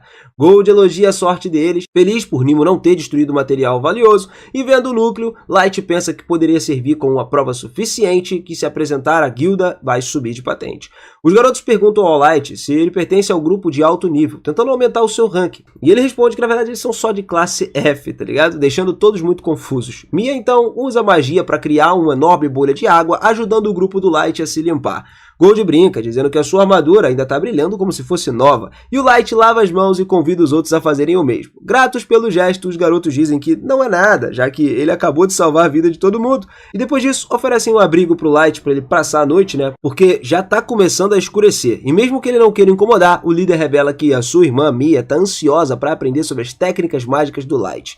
Vendo o entusiasmo dela, ele aceita se juntar ao grupo de volta à fogueira para o jantar. Durante a conversa, o Light conta aos seus pais que eram magos prodígios e ele elogia o talento de Mia. Ela começa a sorrir, dizendo que as suas habilidades nem se comparam à capacidade de lançar magias sem encantamento do Light. E seu irmão pergunta se realmente é tão impressionante. Mia começa a explicar com empolgação as 3 classes de magia. As magias de classe de combate, como as flechas de fogo, são voltadas para os alvos únicos. As magias táticas, como a parede de fogo, servem para controlar multidões. E as magias estratégicas têm o poder de escala global, comparável aos desastres naturais. E ela explica que feitiços desse nível exigem vários magos de alto nível, entoando eles ao mesmo tempo. Raças como dragonoides, elfos e demônios têm um talento natural para magia, mas os humanos não são tão abençoados assim. Por isso, Mia considera Light como um prodígio mundial, já que ele consegue conjurar sem recitar nenhum encantamento, mesmo sendo um humano. O Gold elogia o conhecimento dela, enquanto o Light ri, um pouco sem jeito ali. E quando a conversa se acalma, o irmão de Mia comenta que, apesar dos seus poderes, Light parece uma boa pessoa. Para animar a irmã, ele diz que certamente será bem sucedida em entrar na academia de magia de Lucano, e envergonhada, Mia tenta mudar o assunto, e Light demonstra curiosidade sobre o Ducado, uma nação formada pela união de 9 raças. Gold acrescenta que Mia deve ser muito talentosa para ter sido aceita na melhor escola de magia do mundo. Seu irmão explica que, embora ela tenha sido aprovada, nunca pôde frequentar as aulas, porque seus pais, no final das contas, que pagariam a sua matrícula, morreram numa epidemia. Sozinhos, eles formam um grupo de aventureiros como Ginra e Woody para poder ganhar mais dinheiro. Ele ainda tem esperança de que, com o tempo e recursos ali, eles conseguiriam enviar Mia à academia para realizar o seu sonho. Se sentindo um peso preso agora, Mia pede ao grupo que não se esforcem tanto por ela. Observando os irmãos cuidando um do outro ali, o Light, ele se lembra que a sua irmã mais nova sempre incentivava eles, dizendo acreditar que eles alcançariam grandes feitos com seus talentos. E ele também elogia a Mia, mas ela acha que estava apenas sendo gentil. O Light garante que ele está sendo sincero e as suas palavras vão dar um pouco de confiança para ela. Logo, o líder do grupo pergunta ao Light por que ele escolheu se tornar um aventureiro. E o Light começa ali a contar o que aconteceu com a sua família e tudo mais. Nemo explica que rolou um incêndio que matou a família do Light e deixou marcas de queimadura nele, e por isso eles estavam viajando juntos para encontrar um tratamento. Gold acrescenta que ele e Nemo foram ajudados pela família de Light, que agora acompanham ele para pagar sua dívida. E quando a história termina, o clima alegre do grupo desaparece. Para mudar o assunto, Ginga começa ali a perguntar se Nemo e Gold são casados, e Nemo nega imediatamente, dizendo que jamais se interessaria por um narcisista como ele. O Gold concorda, afirmando que ele também não gosta dela, porque tem o corpo e a atitude de uma pirralha. Aproveitando essa deixa agora, Ginga se declara para Nemo, mas ela responde que seu coração pertence ao Light. E o Gold, ele comenta que seria um desperdício se ela sujasse o mestre deles, né? E os dois continuam discutindo durante toda a noite. Em outro lugar, Kaido abate um monstro e Anak elogia ele, mas o Kaido se irrita, dizendo que a sua espada lendária, Grandius, foi feita para matar heróis, não para cortar ervas daninhas. O Elfo Negro tenta acalmar ele, lembrando de que eles precisam das amostras dos monstros para que a pesquisa sobre como quebrar o limite de nível seja feita. Com as amostras, Anak comenta que seria preciso começar a coletar algumas amostras humanas depois disso. Algumas semanas depois, o Light retorna à Guilda dos Aventureiros com vários recursos obtidos na masmorra. A recepcionista se encanta com todos os materiais preciosos. E Nemo, no final, diz que o seu mestre definitivamente merece uma classificação S+, por isso. O Light ignora o seu servo excessivamente entusiasmado e pede para a recepcionista que prepare o pagamento pelos materiais. Ela então diz para ele tomar um chazinho enquanto espera. E ao saírem da guilda, os servos do Light ali percebem o quanto a atitude do local mudou. Enquanto caminhavam pela cidade, muitos das ruas ali sussurram sobre eles, sabendo que derrotaram temíveis mantis. O Light, ele se sente satisfeito, né, com essa fama que ele conquistou, quando um grupo de aventureiros está reunido perto da masmorra perguntando se ele é de algum grupo de Black. E esse nome deixa ele um pouco confuso, então os aventureiros explicam que os habitantes da cidade deram esse nome à sua equipe. Nemo imediatamente coloca-se à frente ali, achando que tem mais intenções, só que o aventureiro garante que eles não querem causar problemas, e se apresentam como Suvelin e também o Gilbert. Suvelin, ele quer saber se o Light conseguiu ir tão fundo na masmorra e derrotar os mantis. Como que ele fez isso? Mas o Gilbert duvida das notícias, ele não sabe, ele acha que não é verdade. Isso enfurece Nemo agora, que aponta a sua adaga para a garganta dele e pergunta se ele estava chamando o seu mestre de mentiroso. Para acalmá-la, Suvelin, ele explica que eles só estavam tentando torcer por eles. E o Light fica confuso. Então Suvelin explica que a raça humana voltou a ter esperanças depois de ver um grupo tão forte lutando ao seu lado. Enquanto ele explica isso, o grupo de Suvelin o chama para se juntar a eles e eles vão esperar ali dentro da fila. Perto dali, alguns aventureiros de outras raças ficam irritados, achando que os humanos são iludidos, né, por terem uma esperancinha. E ao notar a má opinião deles, Gold comenta que basta mostrar mais resultados para fazer eles calarem a boca. Quando chega a vez do grupo do Light, eles entram na masmorra e decidem que devem seguir direto para o 5º andar. Só que acabam avistando o grupo de Mia enquanto sobrevoavam o local e descem para vê-los. Feliz de rever todos eles ali, o irmão da Mia empurra para frente, inclusive dizendo que ela tem algo para mostrar pro Light, e hesitante, ela entrega um creme estranho, explicando o que fez para tratar as queimaduras do Light. E ela comenta que, embora não cure cicatrizes, pode aliviar a dor. O Light, ele pensa por um momento, fazendo Mia acreditar que ele não quer o presente, porém, ele aceita com um sorrisão e decide retribuir o gesto. Light invoca uma carta do seu gacha, que se transforma numa linda pulseira, e ele oferece a Mia, que hesita em aceitar, mas com um pouco de encorajamento, ela acaba finalmente colocando a pulseira e, encantada, ela diz que vai guardar para sempre. Mia agradece com um sorriso antes que o grupo de Light parta. Mais tarde, naquela noite, o Nemo pergunta a Light se foi uma boa ideia dar a pulseira de desejo de rank SSS para Mia, e o Gold explica que esse tipo de pulseira pode realizar o desejo de uma pessoa se ela desejar com força suficiente. Ela acha que o Light fez muito bem em retribuir o presente da jovem, e Nemo percebe que nem tudo se resume ao valor material. Quando o grupo do Light agora chega no 5º andar, coberto de neve, eles notam que tem poucas pessoas ali. Gold acha isso ótimo, porque o silêncio facilita eles esconderem a sua presença. Mas Nemo lembra de que a sua armadura dourada brilhante não ajuda em nada. Se virando agora, o Light lembra a todos que precisa caçar Yetis. Depois de deixar eles encarregados dessa tarefa, ele se teletransporta de volta para casa. Ao retornar, é recebido pelas suas 4 leais criadas no palácio. caso. Mai leva ele para tomar um chazinho e pergunta como é que tá indo a sua aventura. Ele disse que tá tudo bem por enquanto, pergunta sobre os preparativos, né, das criadas para a guerra final, e Ellie responde que eles estão quase terminando, o que faz o Light se perguntar se precisava mesmo ter voltado. Ele diz às garotas para usarem todos os recursos necessários e continuarem o seu trabalho, mas Nazuna naquele momento pergunta qual seria a missão especial dela, sabendo que ela é muito tola para confiar um plano meio complexo. O Light diz para ela apenas proteger o castelo até que chegasse a sua hora. Ansiosa para agir, Nazuna diz a Ellie para terminar logo o seu trabalho porque não pode agir antes dela. Com os preparativos agora quase prontos, o Light ele toma um gole do chá, ansioso para destruir Sasha. Enquanto isso, o grupo de Suvlin está descansando lá no terceiro andar da masmorra durante a noite, e o Suvlin pergunta ao Gilbert o que ele acha dos rumores sobre o Light. Gilbert responde que não tem como ele ser tão poderoso assim, mas Suvlin lembra que ele tem Mia como testemunha, então é possível que o Light seja a reencarnação de algum herói lendário. A ideia do herói humano ter retornado ao mundo e liderar uma raça inteira à vitória enche os dois de esperança. Suvlin então sai para ir no banheiro da floresta, e ao retornar ele chama por Gilbert, mas encontra uma cabeça decapitada do amigo no chão. Em seguida ele vê Kaido ali parado, impaciente e irritado por Suvlin ter demonstrado tanto, e ao perceber que seus homens morreram sem sequer lutar, Suvlin entende que não tem chance contra um poderoso elfo. Kaido pisa na cabeça de Gilbert, tentando provocar Suvlin para que ele ataque, mas o homem se mantém muito calmo e lança uma granada de fumaça para escapar. Enquanto foge, ele pensa que o elfo não pode vê-lo para poder usar magia, mas o Kaido consegue localizar ele mesmo através da fumaça, voando com um feitiço. Ele então atinge Suvlin com um ataque muito poderoso, deixando ele completamente chocado ao ver que o elfo estava flutuando.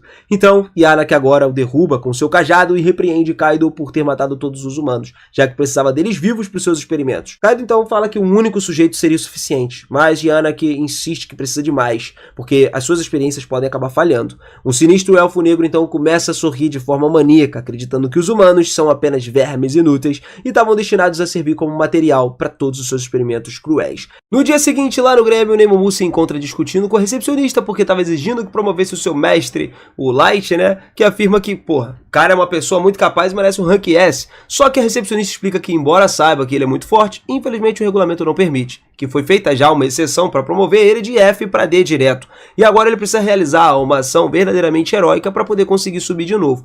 Mais tarde, então, o Light pede algumas informações, e à noite, quando ele está na pousada, ele informa aos colegas que deveriam realizar a caçada do assassino de aventureiros, uma missão perfeita para cumprir esse feito heróico. O problema é que eles não têm muitas informações sobre o alvo. Gol pergunta a Light agora se não possui um mapa que possa ajudá-los na busca, mas ele responde que esses mapas surgem de forma totalmente aleatória. Então, Nemomu propõe pedir reforços do abismo e atacar com uma horda humana, já que o assassino de aventureiros só ataca humanos. O Light ele sente que eles precisam detê-lo rapidamente, quando de repente todos percebem uma presença estranha e entram em alerta. Um portal dimensional se abre no quarto e inesperadamente Mia aparece. Teletransportada até ali pela pulseira que o Light tinha dado, eles começam a deitar ela numa cama e Mia estava muito ferida, murmurando que precisava de ajuda da parte do Light. Por quê? Ele se encarregou de curar as feridas dela, pediu desculpas, né, por precisar entrar na sua mente e tudo mais, mas explica que ele precisava saber o que tinha acontecido. Ao acessar suas memórias, ele viu o grupo que tinha sido avisado lá na masmorra de que havia um assassino de aventureiros caçando humanos e era melhor que eles se retirassem e alertassem todos os humanos que encontrassem.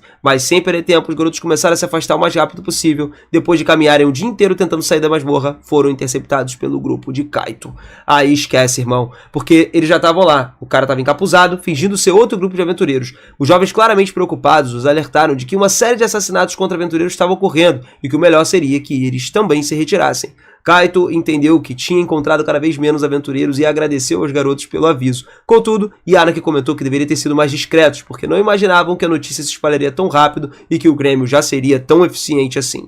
Yo, naquele momento, sem entender nada, perguntou o que eles estavam falando, e o Yanaki respondeu que os humanos são completos idiotas. Nesse momento, Kaito revela ser o assassino de aventureiros. Os garotos entram em pânico, e Hélio pede a Mila para que fuja enquanto eles estavam tentando detê-los.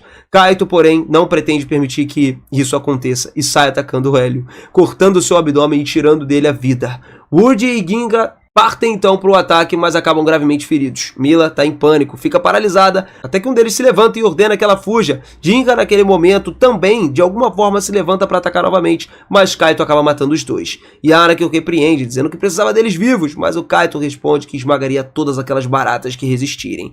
Ainda assim, ele afirma que não tem problemas, porque ainda resta uma. Yanaki comenta que a garota seria um bom sujeito de teste, mas que precisa de mais espécimes. Kaito pede para que ele pare de reclamar e se aproxima de Mila, dizendo que antes de deixá-la incapacitada, pretende se divertir um pouco com ela. Yara, que desinteressado nesse tipo de coisa, se afasta, mas lembra de que não deve matá-la. Mila entra em pânico, pede para que ele não se aproxime, mas Kaito repreende, dizendo que deveria se sentir honrada por ter o seu corpo usado para satisfazê-lo. Nesse instante, inesperadamente, Hélio se levanta e grita para sua irmã fugir daquele lugar. Yara, que avisa Kaito que não o mate, porque o garoto é surpreendentemente resistente e seria muito útil para os seus experimentos. Mila percebe que tudo estava acontecendo, que não tinha salvação, foge enquanto Hélio pede para que ela viva por eles. Quando Yara tenta persegui-la, Hélio se interpõe no seu caminho, lembrando-se dos ensinamentos de Cold. Um escudo para defender e uma espada para atacar. E acima de tudo, ser criativo em combate. Kaito acha o garoto enlouquecido agora, né? Mas Hélio surpreende ao lançar sua espada e depois atacá-lo com um escudo, pegando ele desprevenido. Kaito se irrita ao ver que aquele insetinho feriu ele e fica furioso ao ver Hélio rir da sua cara. Então ele usa sua espada para atravessar o corpo do garoto. Ele se aproxima para fazê-lo sofrer mais, mas Yara que intervém e ordena que ele vá atrás da garota. Enquanto isso, Mia corre desesperadamente em busca de alguém que possa ajudá-la e a quem possa contar tudo o que aconteceu. Porém, o seu caminho é bloqueado por Kaito, que diz que vai ensiná-la como deve ser o comportamento diante do futuro herói das lendas. Ele revela que a sua espada sagrada, Grandius, lhe permite criar clones controlados à vontade e diz que é melhor que ela se segure, porque uma simples barata jamais conseguiria escapar. Mia, porém, se recusa a desistir, porque, assim como seu irmão, que estava lá, e seus amigos, deram a vida por ela, ela também deve lutar. Então ela invoca sua magia de gelo, ataca com estacas, usando elas como distração para tentar escapar. Kaito a detém e ordena que aceite o seu destino, que entregue o futuro nas mãos do herói lendário. Mia responde que jamais faria isso, porque o verdadeiro herói é corajoso, forte e bondoso, como o Light. Enquanto esse cara tá apenas se divertindo maltratando os fracos. E essas palavras fazem Kaito se lembrar de que os outros elfos zombavam dele, dizendo que só era forte para abusar dos fracos, sendo uma vergonha e um lacaio do capitão, até ele ser expulso da Ordem dos Cavaleiros Brancos. Aí, irmão, a Mila tá chamando ele de perdedor, o que de certa forma enfurece o cara. Ele tenta matá-la, porém antes que ele consiga, a pulseira dela teletransporta ela de volta junto pro Light lá, que caraca, acaba sendo tomado pela raiva, ordena aos garotos que se preparem para partir imediatamente. Enquanto isso, lá na masmorra, Kaito se reúne novamente com Yaraki para buscar a garota. Yaraki fica furioso, perguntando como um ex-cavaleiro branco pode deixar uma moleca escapar, e o Kaito responde que ela simplesmente desapareceu e pergunta se ele sabia que possuía um artefato de teletransporte. Yaraki explica que os humanos não possuem esse tipo de artefato, mas se for verdade, então eles estão em apuros, porque se o Grêmio descobrir, informaria tudo pro reino dos elfos. E se souberem que Kaito também roubou a espada Grandius, a Ordem dos Cavaleiros Brancos vai vir imediatamente, junto com o seu capitão, que o nível ultrapassa 3.000, enquanto os demais estão ali por volta dos 2.000, tá ligado? E, pra piorar, todos eles estavam empunhando armas do mesmo nível que Grandius. Kaito entrou em pânico, mas Yaraki tentou acalmá-lo, dizendo que, se a pesquisa deles for bem sucedida, seriam capazes de ultrapassar os seus próprios limites, e assim a Ordem dos Cavaleiros Brancos não representaria mais uma ameaça. Só que nesse momento tivemos o Dark, que apareceu ali avisando que já era tarde demais para fugir. E ao ver Jin, Harward, todo mundo lá no chão, ele lamenta pelas suas mortes, enquanto Gold o informa de que Hélio ainda está vivo graças a alguém que prestou a ele os primeiros socorros. Dark cura seus ferimentos, enquanto pergunta aos elfos que diabos fizeram tudo aquilo, já que eles não lhe causavam nenhum mal. E apesar de discriminação, né, existente nesse mundo, aqueles jovens eram puros e valentes, e apenas queriam que Mila simplesmente realizasse um sonho. Em outras circunstâncias, talvez pudessem ter sido amigos. Por isso, ele não pretende perdoá-los. Yara que pede para que ele se acalme, porque quem prestou os primeiros socorros, além de não haver provas de que foram eles, né, os responsáveis pelo ataque, e mesmo assim, o Light revela que a garota que eles perseguiram estava sob proteção, mas avisou para eles não se preocuparem, já que não contaria nada para o Grêmio. Kaito começou a rir, empolgado, dizendo que assim que resolveu seus problemas, se tornaria o herói lendário. Só que aí, irmão, não tem como. Ele já estava sorrindo lá, respondendo que eles são apenas lixo, e que o motivo de não entregar eles pro Grêmio é porque eles são a sua presa, e vai fazer eles sofrer tanto que eles vão implorar pela sua morte. Ele ordenou ao Gold e Nemumu que não interfiram na luta. Enquanto ele avança em direção aos dois, Kaito, furioso, manda parar de olhar ele daquela forma e declara que vai arrancar sua pele, vai fazer ele comer antes de despedaçá-lo. Então ele ataca com todas as forças, só que o Light bloqueia cada um dos seus golpes com muita facilidade. O Yara não tá entendendo mais nada, ele fica surpreso, não acredita que um simples garoto humano possa bloquear tudo aquilo. E o Light comenta que ele luta como uma besta sem cérebro, entendendo com a fraqueza do oponente, ele deixa ele sem fôlego com um único golpe. Enquanto o Kaito se contorce no chão, o Light o provoca, dizendo que ele tem que se esforçar um pouquinho mais, ou vai acabar matando ele sem querer. Kaito se levanta novamente, decidido que ele não deixaria que um mero humano zombasse dele, e aí ele libera o poder de Grandius, criando várias cópias da espada e atacando o Light com diferentes golpes elementais. Mesmo assim, ele aí não é capaz de rivalizar com o Light. Ele desvia com uma extrema facilidade, pensando que, embora os ataques sejam poderosos, não são nada de extraordinário. O Kaito, ele tenta atacá-lo pelas costas, mas o Light bloqueia de novo, deixando o Yaraki incrédulo sobre o que está acontecendo. Um garoto humano enfrentando o elfo, empunhando uma espada de classe fantasma, de uma classe absurda. Não tem como ele ficar de pé. Mas o Kaito começa a ficar irritado, reclamando que ele ter fingido ser um mago, mas acabar sendo um cavaleiro é uma coisa péssima. Só que o Light responde que, na verdade, ele é mesmo um mago, tá? O Gold comenta que aquele elfo pensa que ele sabe de tudo, mas na realidade ele não entende absolutamente nada. Nesse momento, o Light invoca espadas gélidas, deixando o Kaito pasmo por vê-lo conjurar sem encantamento nenhum, e ele ataca de novo com os poderes da Grandioux. Mas o Light repele todos os ataques com as suas espadas gélidas, e o Yaraki, ele não consegue acreditar como que ele está bloqueando com tanta precisão os projéteis materializados da Grandioux, superando até mesmo os magos élficos de elite. Kaito não desiste e continua atacando, mas o Light usa suas espadas gélidas para poder cobrir todo o corpo, como se fosse uma barreira protetora. Kaito não entende o que estava acontecendo, nada daquilo fazia sentido. Ele é um elfo destinado a se tornar um herói lendário e ainda possui um tesouro nacional, uma espada que literalmente pertenceu a um mestre enviado pelo céu. Ao ouvir a palavra mestre, o Light se interessa e pergunta se ele realmente conhece um. Kaito começa a rir e afirma que tem o sangue de um mestre correndo nas suas veias, o que torna ele um submestre, e isso desperta mais curiosidade ainda do nosso querido Light. Finalmente o Light então pergunta ao Kaido se ele já terminou de dar o seu chiliquinho, fazendo o elfo enlouquecer. O cara ficou cheio de raiva, arrogante, acreditando que nenhum humano pode derrotar ele. Ele questiona como o Grandioux poderia perder. Mesmo sendo uma arma usada por um antigo mestre, ao ouvir a menção do mestre, Light se surpreende e pergunta se o Kaido sabe sobre esses mestres. E o Kaido ri, revelando que ele nasceu com sangue de mestre e se torna um cara absurdo. Enquanto isso, Gold e Nemo encurralam o Yaraki, né? No entanto, o cientista, sem demonstrar medo, invoca dois monstros de sangue horripilantes. Orgulhoso, eles se vangloriam por ter fundido vários humanos e uma criatura para criar abominações cruéis. O primeiro monstro, inclusive, foi criado a partir de um lagarto de pedra das terras élficas e o segundo de um troll da masmorra. E ao olhar para esse troll, o Light percebe que um dos rostos pertence a um esperançoso aventureiro Gilbert. Gold e Nemo sentem repulsa, né, pelos experimentos de Yaraki, embora o elfo afirme que fundir criaturas é a melhor forma de ultrapassar os limites de níveis. Então ele também explica que precisa de vários humanos para estabilizar cada monstro, exigindo milhares para poder criar o seu Frankenstein perfeito. Enquanto o Yaraki começa a se gabar dos seus crimes, o Light ele aperta o cajado enfurecido. O cientista se proclama como um herói que lidera as raças rumo a uma nova era. Light manda ele calar a boca, tirando ele do seu delírio, e em seguida ordena que Gold e Nemo libertem os humanos presos dentro do monstro e capturem Yaraki vivo, para que ele possa ser punido pelos seus crimes. Confiando na sua criação, Yaraki ordena que o monstro ataque, mas eles são destruídos com um único golpe, liberando as pessoas torturadas de dentro deles. Porém, de repente, as criaturas se regeneram e voltam a atacar. Kaido então avança contra o Light para impedir que ele os ajude ali, os seus aliados, forçando Gold e Nemo a lutarem sozinhos. Diante do seu verdadeiro poder dos monstros, Gold provoca Nemo por ter perdido a confiança, mas ela lembra que ele também fraquejou. A situação acaba sendo mais crítica, Yaraki fica orgulhoso e manda os dois se renderem e deixarem que ele experimente os seus corpos. Ignorando o lunático, Nemo e Gold decidem atacar diretamente para libertar as pessoas presas. Eles concentram todo o seu poder e libertam seus ataques supremos ali, envolvendo os monstros em chamas brilhantes. Yaraki começa a rir, convencido de que suas abominações vão ignorar o ataque, porém ele percebe que elas não estão se regenerando. As chamas derretem as criaturas híbridas até virarem poças viscosas, deixando Yaraki em pânico, e de repente nós tivemos outra coisa acontecendo. Nemo acerta com um chute para as partes íntimas ali, entendeu? Derrubando ele, enquanto o cientista patético começa a espumar de raiva. Gold sente pena dele, mas Nemo apenas comenta que vai precisar de um maçarico para limpar o sapato. Enquanto isso, o Light força Kaido a recuar. O elfo encara ali o mago com os olhos assustados e o Light provoca ele, lembrando da sua arrogância. A menção faz com que Kaido recordar de alguma coisa e com um sorriso presunçoso ele contra-ataca.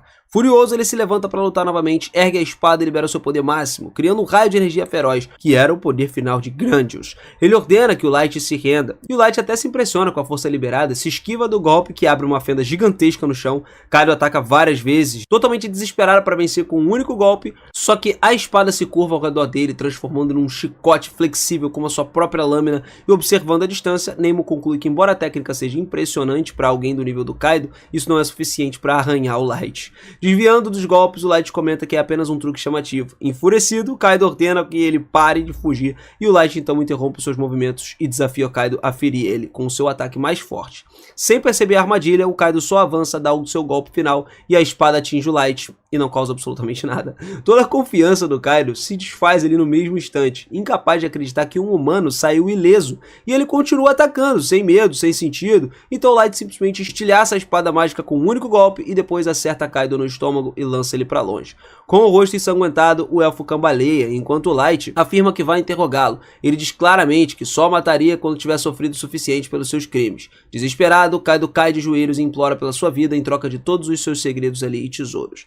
Light zomba deles, lembrando que os verdadeiros heróis lutam até o fim, em vez de implorar como covardes sem espinha. Ele lembra Kaido das suas crianças que ele já matou, pequenos heróis que se sacrificavam para salvar um amigo. Light declara que só pouparia sua vida se Kaido lutasse novamente e conseguisse ferir a menos 1 centímetro da sua pele.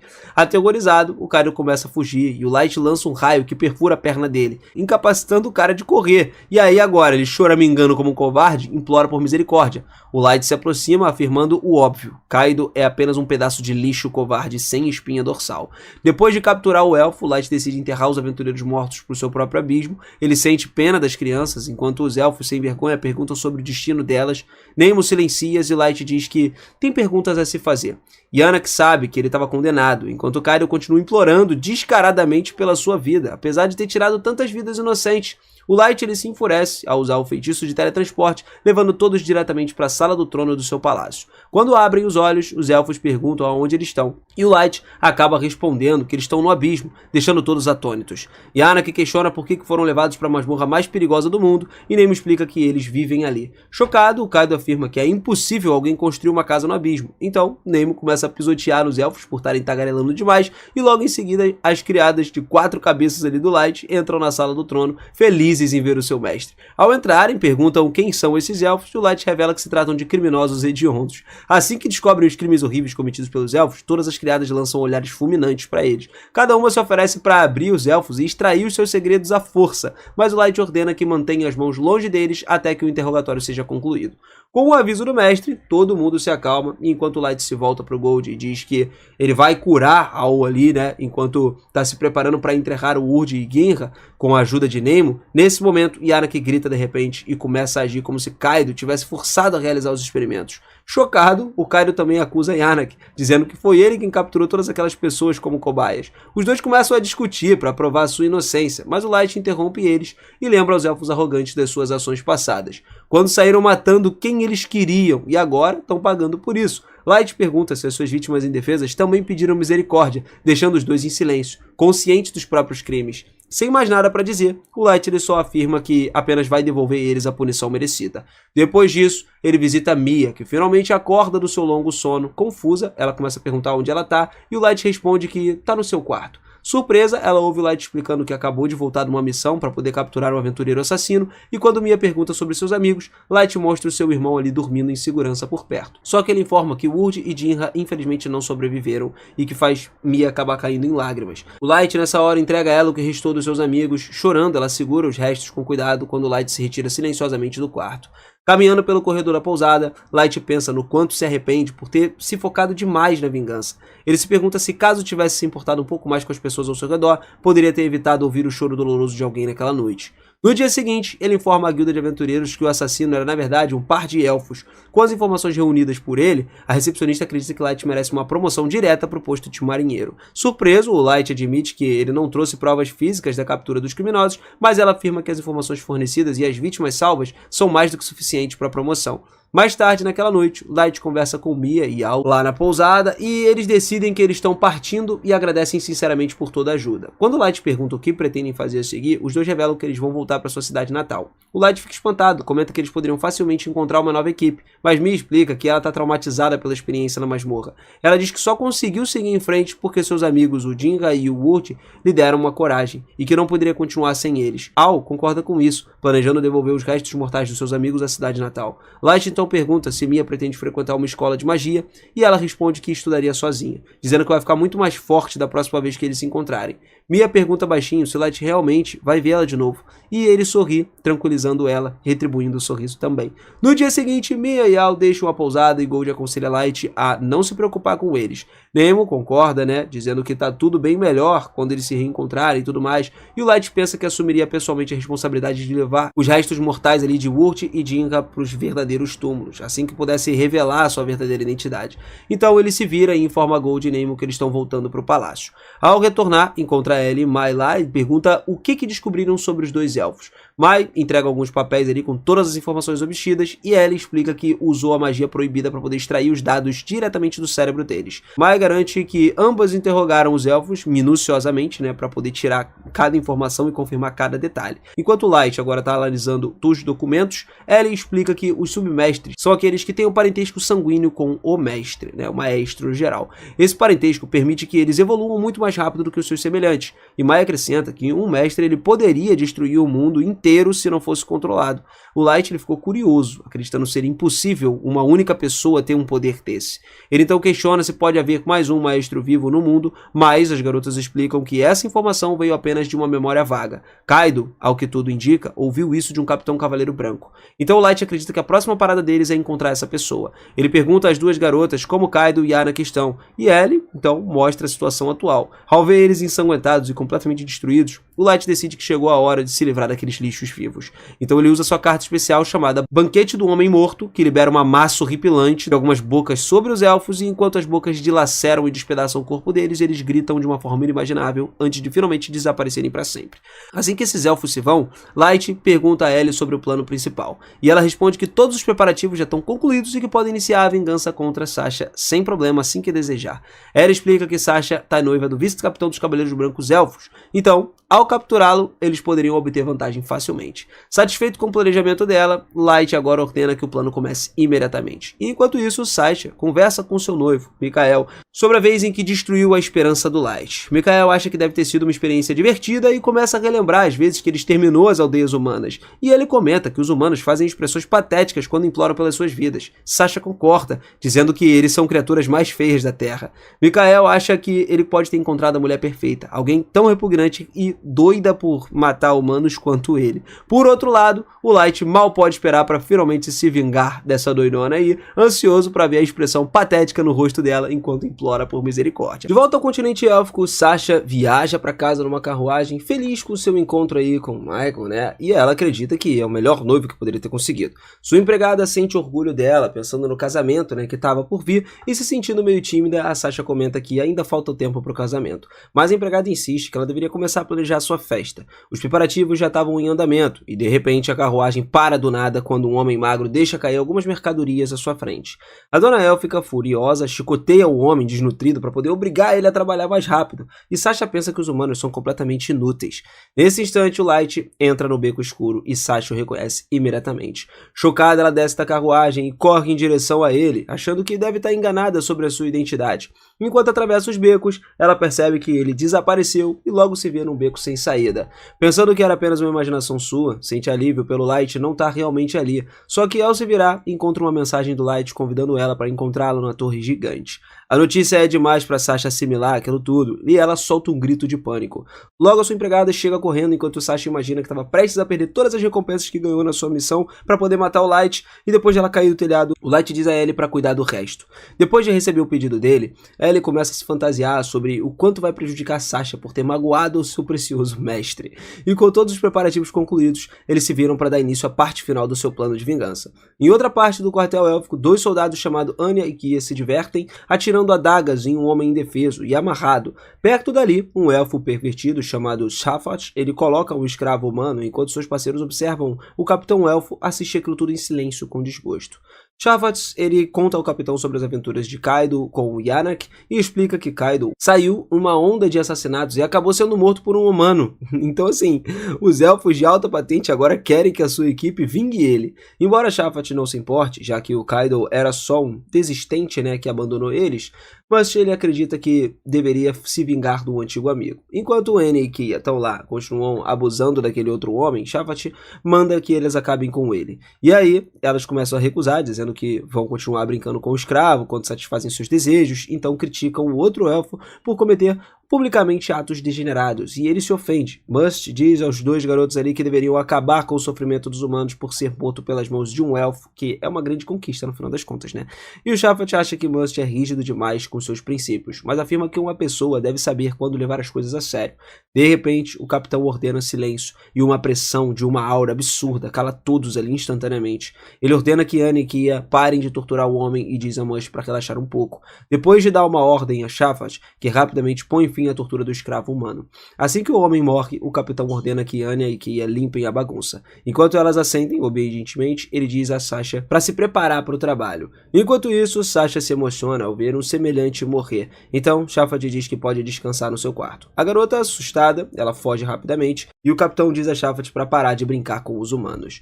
Ele lembra que os elfos consideram a sua linhagem sagrada e não podem sair por aí tendo filhos com as raças inferiores.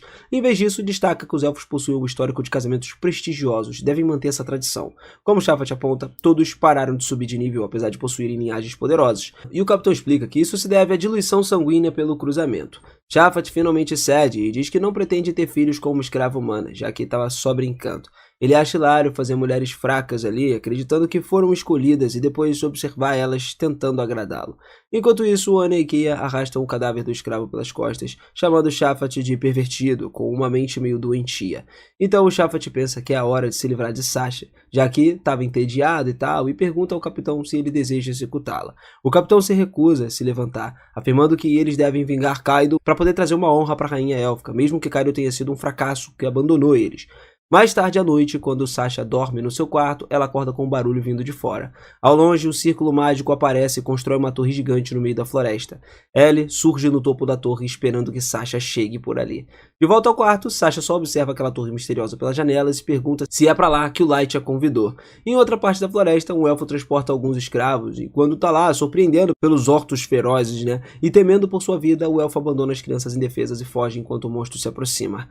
No dia seguinte, o motorista vai a uma taverna onde as pessoas discutem sobre a floresta ter sido invadida por monstros perigosos. Quando o elfo questiona, né, se o monstro eles estavam se reproduzindo e tudo mais, o outro diz que o reino sequer pode investigar o assunto por falta de pessoal. Em toda a cidade, oficiais do reino ofereceram recompensas em troca de informações sobre essa estranha torre. Enquanto Light observa, né, um desses cartazes aí, ele fica muito surpreso com a quantidade de elfos reunidos para poder enfrentar um desafio sombrio. Perto dali, dois aventureiros elfos se apaixonam por Nemo, tá, e começam a flertar com ela, se gabando de estarem no nível 150, dizendo pra ela abandonar um anão, e o velho do metal lá, e o garoto do lado dela e tudo mais. Só que, cara, ela rejeita todo mundo friamente. O Light, então, ele pede educadamente aos elfos que deixem ela em paz. Irritados com essa recusa, eles tentam atacar o Light, e lógico que eles os detêm com um raio, né? Vendo ele conjurar um feitiço instantaneamente sem um encantamento, os elfos percebem que o grupo do Light é, na verdade, um dos infames loucos negros. São fortes demais. Depois disso, todos os elfos se afastam deles, e o Light, junto com seu grupo, sabe que a notícia sobre a sua presença se espalharia muito rápido. Enquanto eles estão se afastando, Light espera que Aoki esteja lidando bem com tudo. Enquanto isso, lá na floresta, o grupo dos elfos usa uma garota acorrentada como guia, né, enquanto está explorando cautelosamente, buscando informações ali sobre a torre, mesmo que um deles esteja com medo, né, dos perigos, e o outro diz que eles vão usar a garota como isca para escapar de qualquer ataque de monstro. Os elfos acreditam que o seu plano é infalível. A garota tropeça, ela se senta para recuperar um pouco do fôlego, só que o mestre ameaça bater nela, então ela vai e se levanta para poder continuar caminhando. Enquanto isso, o elfo, ele profere absurdos arrogantes sobre humanos serem inúteis, e de repente um pouco de saliva corre sobre a mão. Surpreso, ele olha para cima e vê um enorme monstro diante dele. Sua cabeça inútil acaba sendo esmagada em pedaços. Observando o monstro, Ortus levanta facilmente o corpo, sem vida dos amigos, e um outro elfo fica paralisado de medo.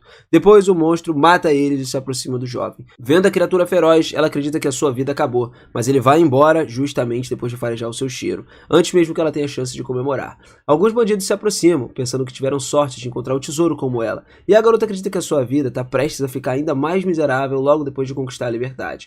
Mas os bandidos derramam uma poção de cura sobre seus ferimentos. A menina se pergunta por que eles estão ajudando alguém como ela. Então os bandidos começam a planejar como oferecer roupas limpas, comida e uma bengala.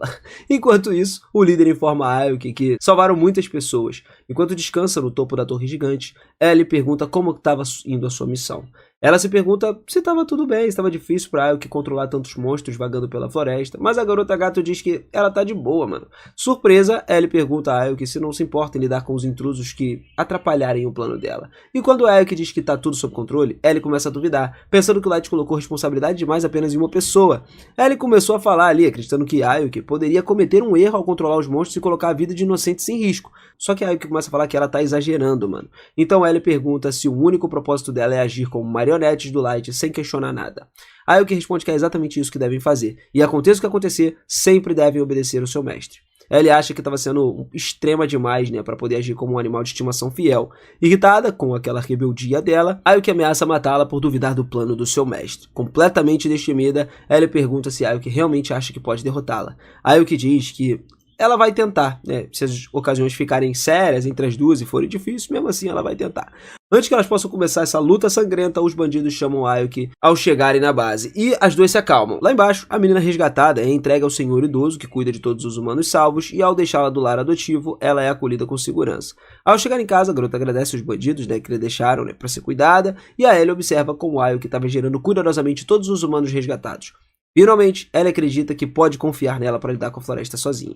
Mais tarde, naquela noite, Sasha se pergunta como visitar o Light, porque os monstros da floresta são fortes demais para ela. Ela sabe que os Cavaleiros Brancos vão investigar em breve aquela área perigosa e acredita que seria desmascarada, né, por não ter conseguido matar o Light. Sem outra escolha, ela decide ir até ele para acabar com a sua vida, custe o que custar. No dia seguinte, a realeza élfica e os nobres se reúnem para discutir sobre aquela torre. Sentados à mesa, o chanceler sugere enviar os Cavaleiros Brancos para investigar aquela área, só que o Capitão Hardy ele recusa, dizendo que não tem necessidade de mobilizar tropas poderosas por um pequeno mistério. Observando aquela tensa troca de palavras, os demais nobres permanecem em silêncio, porque só a rainha é poderosa o suficiente para resolver essas disputas. Finalmente, a rainha élfica se pronuncia e declara que o plano de Hardy é o mais sensato. Ela então acaba ordenando que aumentem as recompensas para o aventureiro interessado em explorar aquela floresta. Depois do veredito, os nobres partem enquanto o chanceler se frustra ali por Hardy ter conseguido o que ele queria, e mais tarde o Hardy ele agradece à mãe, a rainha, por salvar as suas tropas do trabalho desnecessário. Sua mãe diz que jamais colocaria seu filho em perigo, enquanto Hardy pensa que o chanceler estava irritando ele, fazendo uma política num momento tão delicado. A rainha ela começa a rir, né, da raiva do filho, e ela afirma que o chanceler ele quer abolir a monarquia, mas acredita que isso jamais aconteceria com seu filho fiel ao seu lado. Então a rainha se levanta e diz que a torre gigante é um problema muito maior do que o chanceler. Ela afirma que isso pode destruir o país inteiro. Surpreso, Hardy se pergunta se outro Senhor das Trevas está surgindo, e a rainha explica que com a ajuda das outras raças, combinando suas forças, eles poderiam derrotá-lo. No entanto, ela ressalta que o nascimento de um Senhor das Trevas provocaria o surgimento de um herói humano, o que causaria novos problemas. A rainha lamenta que não possam exterminar toda a raça humana para evitar esse risco, e Hardy lembra de que se fizerem isso, eles pareceriam os próprios vilões. Ele diz que os humanos realmente produzem um herói de um nível de um mestre. Os elfos eles teriam que se tornar aliados dos humanos ou então matar eles para se protegerem a partir disso. A menção de um mestre acaba fazendo Hardy lembrar do Light, que era considerado há alguns anos. A rainha diz que ele foi exterminado, né, por não ser forte o suficiente, e o Hardy se afasta pensando que os humanos merecem ser exterminados por causarem tantos problemas ali à sua raça, né. Enquanto isso, na cidade élfica, o grupo do Light está caminhando pelas ruas, enquanto percebe os dois aventureiros de antes encarando eles com raiva. Ele se pergunta se os dois tentariam atacá-los, né, e atrás deles, Sasha acaba vendo o rosto do Light imediatamente, chamando ele. Nemo e Gold se preparam para lutar, mas o Light manda que eles fiquem para trás. Sasha se aproxima do Light e pede que ele remova a máscara. E ele fala que ele só esconde cicatrizes e queimaduras ali. Mas a Sasha recusa acreditar e arranca essa máscara dele, revelando o rosto do Light. Expondo o rosto do Light, embora o Light se sinta à vontade para colocar Sasha no seu devido lugar, ele permite que ela tire sua máscara, já que deseja saborear sua vingança no momento certo. Irritada com a grosseria de Sasha, Nemo parte pra cima, mas o Light segura ela, então ele tira o capuz revelando cicatrizes horríveis de queimadura. Sasha ficou chocada vendo aquelas cicatrizes e percebendo que não era a pessoa que ela estava procurando. Ainda assim, ela deixa no local quando ela se afasta de tudo e o Light fica satisfeito porque as ilusões de queimadura funcionaram perfeitamente para afastar ela, já que seria difícil se controlar diante dela. Ele agradece a Gold e Nemo ali por ficarem do lado dele, né, durante aquele conflito, e eles ficaram fora, não atrapalharam nada. Gold comenta que Sasha era completamente insuportável, e o Light concorda, pensando que, como ele caiu profundamente nas mentiras doentias dela nos anos atrás, Em seguida, ele lembra Gold e Nemo então para voltarem ao foco e seguem de volta para a floresta com eles. Enquanto os três correm pela floresta, os dois elfos de antes passaram a persegui-lo e o Light diz para os idiotas recuarem, mas eles se recusam a ouvi-lo. Depois de um tempo, eles chegam a um ponto de profundo lá dentro da floresta onde deveriam encontrar alguns dos seus servos, né, do Light. Como ninguém estava lá, ele decidiu esperar. Só que ele se surpreendeu vendo um elfo realmente conseguiu acompanhar a velocidade dele. Os elfos eles agem como se eles não fossem deixar o Light escapar, então ele elogia todos os elfos por terem coragem. Enquanto Nemo acha que é uma pena, né, os dois idiotas ali como eles conseguirem usar suas habilidades e intimidar os outros ao invés de arrumarem um emprego de verdade, os elfos dizem que eles estão fazendo um favor, alegando que é a maior honra do humano ser morto pela sua raça élfica sagrada. Cansado de tanta tagarelice deles, o Light chama Mera para poder cuidar da situação, já que os elfos não conseguem ver mais ninguém. Eles acham que o Light estava blefando e começaram a zombar dele por agir como se fosse importante, apenas porque o seu grupo ficou popular. De repente, uma mulher sinistra aparece atrás deles e Mera diz aos dois elfos que eles selaram o próprio destino ao insultarem o seu mestre, e quando seus braços agarram os elfos, eles se transformam em bocas grotescas e carnívoras que os devoram brutalmente. Quando Mera termina de devorar os idiotas, Light pede desculpas por fazê-la lidar com eles e ela tranquiliza, dizendo que tá tudo bem. Mesmo que os elfos tenham um gosto horrível, ela não se importa em fazer isso pelo seu mestre. Gold admite que as habilidades de Mera são incríveis, mas acha ela um pouco assustadora, né, pra ter por perto. Até Nemo concorda com isso daí, apesar de sempre provocar os dois e tal. E sem levar as suas piadas a sério, Mera lembra que não precisam ter medo, porque todos são iguais. Nesse momento, mais 3 servos do Light se aproximam do grupo, liderados por uma criada chamada Ice Hit, e logo atrás dela, Suzu e Jack também chegam, prontos para a missão na floresta. Depois que o Light agradece a ela pela ajuda, Ice Hit se vira para Suzu e diz para ela liberar o caminho. Suzu apenas acena com silêncio, então Ice Hit pede para ela ser um pouco mais respeitosa, né, com medo de irritar o seu mestre, e o mosquete de Suzu, o Lockhart, né, ele pede desculpas ao Light ali. Como o Light sabe que Suzu é tímida, ele não se incomoda se ela de repente permanecer quieta ali, e logo todos seguem juntos. O Gold agradece ao Jack por acompanhar a equipe, e o Jack diz que tinha que fazer isso pelo código dos irmãos, já que o Gold estava lá se esforçando pra caramba pra isso. Embora o Gold aprecie o gesto, o Jack ele revela que foi ideia da Ellie mandar ele lá, e ele também diz que jamais abandonaria o seu parceiro. De repente, todas as garotas começam a encarar ele surpreso, e o Jack pergunta se elas realmente estão irritadas, né, por ele usar o apelido para o mestre. Enquanto o Light permanece em silêncio, o Jack diz às garotas que não tem necessidade de tanta formalidade, já que todos são parceiros. Usando o apelido novamente, ele afirma que elas estão apenas deixando o Light mais solitário ao transformar ele numa figura distante. Até o Gold começa a ficar nervoso ao ver o Jack alimentar o clima tenso, e o Light finalmente pede ao Jack para que se acalme. Ele lembra as garotas ali que têm um entendimento com o Jack, então não se importa com o uso de apelidos, embora as mulheres imediatamente concordem. O clima do grupo fica ainda pior depois disso. Enquanto avançam, o Light nota que a Ice Hit está diferente, especialmente a vê-la com um traje de combate em vez do uniforme de criada que usava no abismo. A Ice Hit explica que estava recebendo treinamentos de empregada sobre Mai. Como participará de uma luta na superfície, ele decidiu vestir o seu equipamento de batalha para a missão. Rindo da explicação, Mera diz para ela abandonar o uniforme de criada porque isso só atrapalharia. E a Ice Hit se ofende e lembra Mera que não pode agir de forma tão inapropriada diante de todos e apenas por diversão. Enquanto as duas começam a discutir, o Light se sente aliviado por ter conseguido aliviar um pouco mais do clima tenso. Enquanto isso, Jack pergunta ao Gold se ele relaxou no treinamento ali enquanto ele estava fora, mas o Gold balança a cabeça, naturalmente negando. Vendo os dois se darem bem, Light pensa que o grupo ficaria bem daqui em diante. Ele então volta sua atenção para Suzu e explica que ela sofre de extrema timidez, por isso só se sente confortável falando com seu mosquete, o Loki. E aí o Light pergunta a Nemo e Suzu se realmente é uma garota e confusa a Nemo acena, né, afirmativamente, então ele começa a explicar que a carta de Suzu descrevia como uma andrógena, que ele precisa verificar o significado disso mais tarde. De volta à torre, Ellie tá lá esperando impacientemente por Ayuki, né? E quando o grupo finalmente chega, Mizuna e as outras garotas correm direto para cumprimentar o Light. Em seguida, Ellie guia eles para dentro da torre gigante, revelando uma sala enorme e espaçosa. Ela começa a explicar que os quartos estavam equipados com tecnologias que ela desenvolveu a partir da engenharia reversa no núcleo do abismo. Assim, a torre é completamente segura contra ataques externos. Dentro do local, eles são recebidos por um dragão gigantesco, mas ela explica que é apenas o seu animal de estimação. Ela então diz pro Light que andar superior foi construído para servir como um salão de casamento para o seu grande ato final. Assim, todos começam a subir até lá. E quando entram, o Light sobe as escadas, senta no seu trono e Ellie oferece uma recapitulação do plano da missão. Ela explica que o objetivo era parabenizar Sasha pelo seu casamento, próximo ali, né, antes que desse a vingança que ela merece.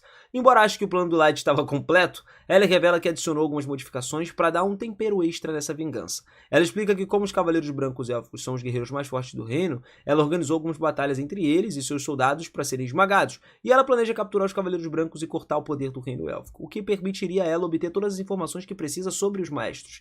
E é justamente o ponto que eles querem, já que também precisam investigar mais sobre as outras 9 raças, eles precisam disso. Então, a Ellie projetou a Torre Gigante para poder servir como uma fortaleza segura para a base de operações. Depois, ela invocou um clone sombrio do Light, explicando que isso ajudaria o rank do Exército Negro a subir sozinho, enquanto ele observava tudo se desenrolar, e satisfeito com os seus preparativos, o Light elogia a Ellie.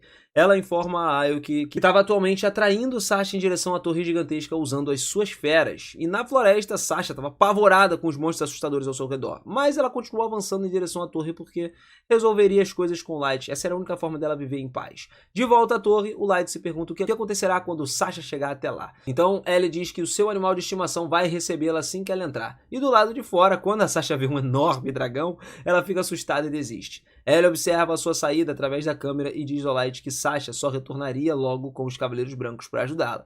Por fim, ela promete organizar um confronto perfeito usando seus soldados contra os elfos, dizendo que seria um espetáculo digno de luz. Mais tarde, naquela noite, o reino élfico, Sasha, convoca uma reunião real discutindo aquela torre gigantesca e ela começa a explicar para todos os nobres elfos ali que muitos monstros gigantes estão rondando a torre, o que fez com que os outros monstros se espalhassem para a área externa da floresta. Então, ela também revela que a própria torre é guardada por um dragão temível, o que deixa todos chocados. Só que os nobres élficos, eles se recusam a acreditar nessa história tão absurda, pensando que não tem como criaturas tão poderosas assim simplesmente aparecerem do nada. A Sasha ela tenta convencê-los de que estava falando a verdade, e nesse momento, o chanceler explica que, há muito tempo atrás, eles receberam um relatório similar dos Emlyn Negros, né? Acontece que eles apontam que, apesar de 2 fontes confiáveis apresentarem evidências compatíveis, Hardy ainda assim se recusa a mobilizar seus Cavaleiros Brancos e deixar todos os outros fazerem um trabalho sujo por ele. Diante da provocação do chanceler, Hardy acaba permitindo um silêncio antes de finalmente declarar que lideraria os Cavaleiros Brancos contra esse dragão perigoso. Depois que o Hardy ele sai da sala, Sasha pergunta ao chanceler que se pode acompanhar os Cavaleiros Brancos na sua missão até a Torre Gigante, e o chanceler revela que desde o início ele pretendia fazer o que ela os acompanhasse, como recompensa por relatar essa informação importante. Basicamente é isso. Contudo, ele alerta também para levar um certo item da coleção de seu pai, já que não seria capaz de contribuir muito na luta com seu nível de força, né? E ela acaba concordando. Mais tarde, Sasha pede ao pai que conceda o seu pedido, e no dia seguinte, Hardy reúne todos os Cavaleiros Brancos explicando seu plano, dizendo que Sasha vai liderar o caminho. Shafat, lógico, se pergunta se ela conseguiria acompanhá-los, e ela assegura a todos que vão ficar muito bem. E o Michael, nessa hora, tá oferecendo proteger Sasha ali caso alguma coisa dê errado. Enquanto isso, Anya e Kia comentam que Sasha está se juntando a eles por a ordem do chanceler, carregando consigo um item secreto da sua família. Enquanto as gêmeas acham que isso acontece porque o Michael lá é um bom amigo do chanceler, Shafat fica descontente que os nobres do reino estejam envolvendo a política na missão, né? Enquanto isso, na torre, Ellie mostra a cena pro Light usando a sua magia e ele pergunta como que Sasha tá. Então, ele dá um zoom no seu rosto, vendo que Sasha tá trabalhando muito, e o Light elogia a Ellie por trazer ela ali com o plano levando cuidadosamente. Ele então percebe que a sua própria mão tá tremendo, e ao notar que o seu corpo estava sacudindo de empolgação, imaginando as expressões distorcidas de Sasha, tudo que faria quando finalmente ele realizar sua vingança, tudo que o Light pode fazer é justamente rezar para que ela chegue o quanto antes. De volta na floresta, Charlotte tá lá perguntando a Sasha se ela estava mesmo guiando todos pelo caminho certo, mas ela fica explicando que marcou toda a rota da última vez que esteve ali, apontando as marcas nas árvores. Só que ela tropeça num trecho difícil, então o Michael segura muito rápido. Enquanto os dois trocam meio momentos românticos ali na floresta, né, enevoada, Shafat se pergunta como eles conseguem agir assim. E de volta à torre, Ayo que percebe que os Cavaleiros Brancos estavam se aproximando muito rápido. Logo todos iam parar diante da torre, onde o portão se abre para recebê-los. No interior da torre, 2 gigantes orcos saem para entrar na floresta. Depois que esses monstros se vão, ainda mais criaturas surgem. Então, o Charlotte lá, ele pergunta o que eles devem fazer. Hardy diz para poder esperar, já que a principal preocupação é o dragão, e lembra eles de que o grupo de aventureiros contratado também lançaria uma distração. Logo, os sinalizadores são disparados na floresta, atraindo os monstros gigantes que correm na direção deles. E depois que partem, o capitão pergunta a Sasha se eles eram os únicos orcos da torre. Quando ela confirma, Hardy ordena que eles iniciem o ataque, já que a torre agora estava vazia, exceto pelo dragão. Só que ele ainda lembrou a sua equipe de permanecer alerta, porque a torre pode estar escondendo outros monstros prontos para infiltrar neles ali. E o Hardy lança um feitiço feitiço de silêncio que bloqueia completamente todo o som ao redor da equipe. Surpresa com esse vazio assustador, Sasha admite que o Hard realmente merece toda a fama pelos seus métodos aterrorizantes. Quando o grupo élfico invade a torre, Ellie diz ao Light para ele se preparar, porque ele estava prestes a dar um aperitivo antes do prato principal. E enquanto correm pela torre, os elfos de repente pisam no círculo de teletransporte oculto que acaba espalhando eles por diferentes áreas, deixando eles presos no labirinto da torre. O Light aguarda ansioso para ver os elfos lutarem até caírem nas suas garras. Ao atravessarem a torre, os elfos repentinamente pisam num círculo de teletransporte oculto que espalham eles por diferentes áreas. O Light observa aquilo tudo, vendo eles presos no labirinto da torre, ansioso para testemunhar os elfos lutando até o fim. Enquanto Michael e Sasha analisam um novo ambiente, Michael sugere subir as escadas, já que parecia ser a única saída. Enquanto eles avançam, Ellie promete ao Light que o seu plano de vingança vai começar em breve. Ele acena com a cabeça empolgado para ver as expressões dos elfos quando finalmente chegaram ao seu destino. Em outro lugar, Anya e Kia estão tentando entender para onde que as armadilhas teletransportadas enviou eles e, sem querer arriscar, decidem se reagrupar com o resto da equipe. De repente, Mera e Ice surgem com passos confiantes ali. Mera sugere enfrentar duas gemas de uma vez só, já que acredita ser muito mais forte do que elas. Só que Ice Hit, ela exige sua vez também, observando os oponentes com um certo desdém. As duas mulheres ignoram as gêmeas, como se fossem formigas, que ofendem Ria e Keia. Os gêmeos perguntam quem elas são, e Mera responde que será sua oponente. Embora Mera não acredite que elas representem uma certa ameaça, Ice Hit adverte para ter cuidado. Mesmo considerando as gêmeas elfas de segunda categoria, Ice Hit de certa forma ressalta que técnicas ocultas podem ser um problema. Irritados, os gêmeos avançam com as suas espadas. Mera e Ice Hit desviam facilmente enquanto Ria e Kia se gabam de ser submarinos de elite, da divisão mais forte do exército élfico. As lâminas continuam cortando o ar, mas as duas mulheres tratam o ataque como uma simples brisa. Observando os movimentos dos gêmeos como se fossem ratos correndo, Mera segue indiferente ali, enquanto as gêmeas atacam confiantes dos seus próprios poderes. Enquanto isso, Shafat está furioso com a sua equipe por ter caído numa armadilha tão ridícula. Ele percebe que tem alguém escondido atrás de um pilar e grita para que saia. Suzu aparece, emergindo ali da escuridão com um olhar determinado. Shafat imediatamente se apaixona, fazendo Suzu estremecer de desconforto. Atraído, ele tenta cortejar ela com algumas cantadas bregas, mas só assusta mais. Let intervém nesse momento, avisando que a sua mestra não gosta de tarados. Surpreso ao descobrir que Suzu possui uma arma inteligente, Shafat finalmente se apresenta. Let, porém, acrescenta que não precisaria lembrar dos nomes por muito tempo, já que vão derrotá-los muito rápido. Mesmo diante da ameaça, Shafat fica desapontado por ter que lutar com uma garota bonita. E em vez de se preparar, ele tenta convencê-la a fugir junto com ele. Suzu fica cada vez mais desconfortável e Let afirma que Shafat não faz o tipo dela. Persistente, o homem insiste em saber que tipo de homem ela prefere, e Suzu suspira silenciosamente pelo armado Lord Light. Light, nesse momento, repete em voz alta os pensamentos dela e acrescenta que Suzu não tem chance alguma com Light. Irritada, ela começa a jogar ele contra a parede, e Shafat, vendo seu amor impossível, finalmente desiste de insistir. Sem saída, ele invoca uma besta invisível e dispara uma flecha também invisível. Suzu desvia por pouco e revida com um tiro do seu mosquete. Shafat intercepta e, imediatamente impressionado com as suas habilidades, ele começa a admirar ela ainda mais. Let admite que bloquear o tiro de Suzu no ar é algo muito difícil de se fazer. Percebendo que o seu oponente ali estava no mesmo nível que ele, então Shafat resolve levar a luta a sério. De volta a Mera e Ice Hit, as gêmeas continuam pulando em alta velocidade pelo campo como bolas de praia. Mera as provoca com o seu número de circo ali, mas os gêmeos explicam que os pilares do ambiente dão uma grande vantagem para eles. E Mera acha que isso é um blefe, até que elas lançam um feitiço de corte de vento. Mera e Ice Hit desviam com facilidade, e Ice Hit observa que os elfos conseguem conjurar feitiços instantaneamente enquanto se movem na velocidade da luz. Mera considera isso normal para os soldados elfos de elite, e de repente, os gêmeos surgem atrás das criadas e liberam um outro cortador de vento, só que dessa vez a queima-roupa. E aí as duas precisam se esquivar muito rápido. Enquanto Mera começa a pensar que não deveria subestimar as gêmeas, eles estavam acreditando na vantagem total. Voando ao redor da área, decidiram acabar com tudo. Em outra parte da floresta, um aventureiro se ajoelha de medo, vendo ortos demoníacos se aproximando. O monstro ataca, mas o clone do Light surge diante daquele aventureiro, bloqueando o golpe. O aventureiro reconhece o clone do Light, chama Nemo e Gold para ajudá-lo, e ambos se posicionam à frente e Gold intercepta o próximo ataque. Nemo repreende, para que ele fique fora do caminho, mas ele lembra de fazer parte de uma encenação. E ela se acalma e os dois começam a se afastar os orcs ali, como se estivessem salvando o dia. Enquanto isso, o verdadeiro Light observa toda aquela cena da torre. Ele se pergunta se o circo foi ideia da Ellie, E cara, ela nega. Ela diz que provavelmente foi ideia daqueles dois idiotas sozinhos. Nos níveis profundos da torre, Anya e Keia continuam atacando atacando Meira e Ice Hit com seus cortadores de vento. Meira provoca por eles repetirem a mesma técnica, e Ice Hit acha que deixariam de ter mana em breve. Os gêmeos respondem que ainda tem horas de energia e nem usaram seus poderes reais. Eles então liberam a nova variação do cortador de vento, lançando dezenas de lâminas velozes contra as criadas. Meira e Ice Hit se esquivam e pela primeira vez as duas admitem que o poder dos gêmeos é impressionante. Durante a esquiva, Kia arremessa uma faca que atinge a perna de Meira, derrubando ela. Ria aproveita para poder cortar o braço dela e as gêmeas começam a planejar qual parte do corpo arrancar em seguida. Mas Meira pergunta a Ice Hit o que acha das habilidades dela. Ice Hit admite que são impressionantes, mas ainda considera elas idiotas e que enfurece as duas elfas. Elas lembraram Meira de que cortaram o seu braço, mas a criada aponta claramente que as lâminas não têm uma gota de sangue. Meira revela que apenas fingiu seus ferimentos. Então, sem aviso, ela pega o próprio braço, arranca e devora, regenerando outro diante das gêmeas atônitas. Como se tivesse acontecido nada, tá ligado? E elas se perguntam se Meira é real. Ela acaba reagindo, puxando a própria cabeça para assustá-los ainda mais e depois de arrancar a cabeça, revela com orgulho de que é uma quimera, cujo corpo é composto de partes de diferentes criaturas. Como cada parte do seu corpo é independente, Meira consegue destacar e reconectar os membros da cabeça à vontade. E depois da explicação, Meira revela que ela e Ice Hit estão ambas no nível 7777. O número absurdo começa a fritar completamente o cérebro das gêmeas.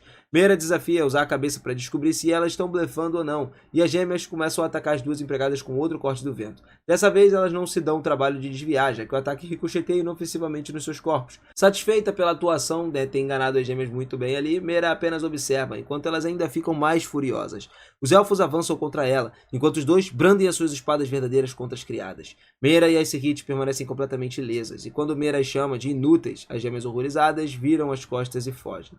Observando a fuga, Meira invoca um escudo pontiagudo, enquanto Ice Hit começa a carregar um punho flamejante de Ifrit. Shuffle continua ali provocando Suzu de alguma forma, enquanto dispara flechas da sua besta. Ele insiste que ela comece a revidar, e de repente dispara um raio que voa direto na sua direção e ela mal consegue se esquivar.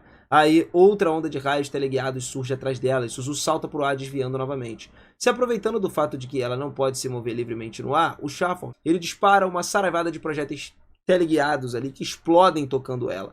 E quando a fumaça enche o campo, ele pensa que está exagerando. Mas, se dissipando, a Suzu parece completamente ilesa e com ainda mais talento do que imaginava. Fascinado, Shuffle, ele simplesmente se apaixona ainda mais por ela.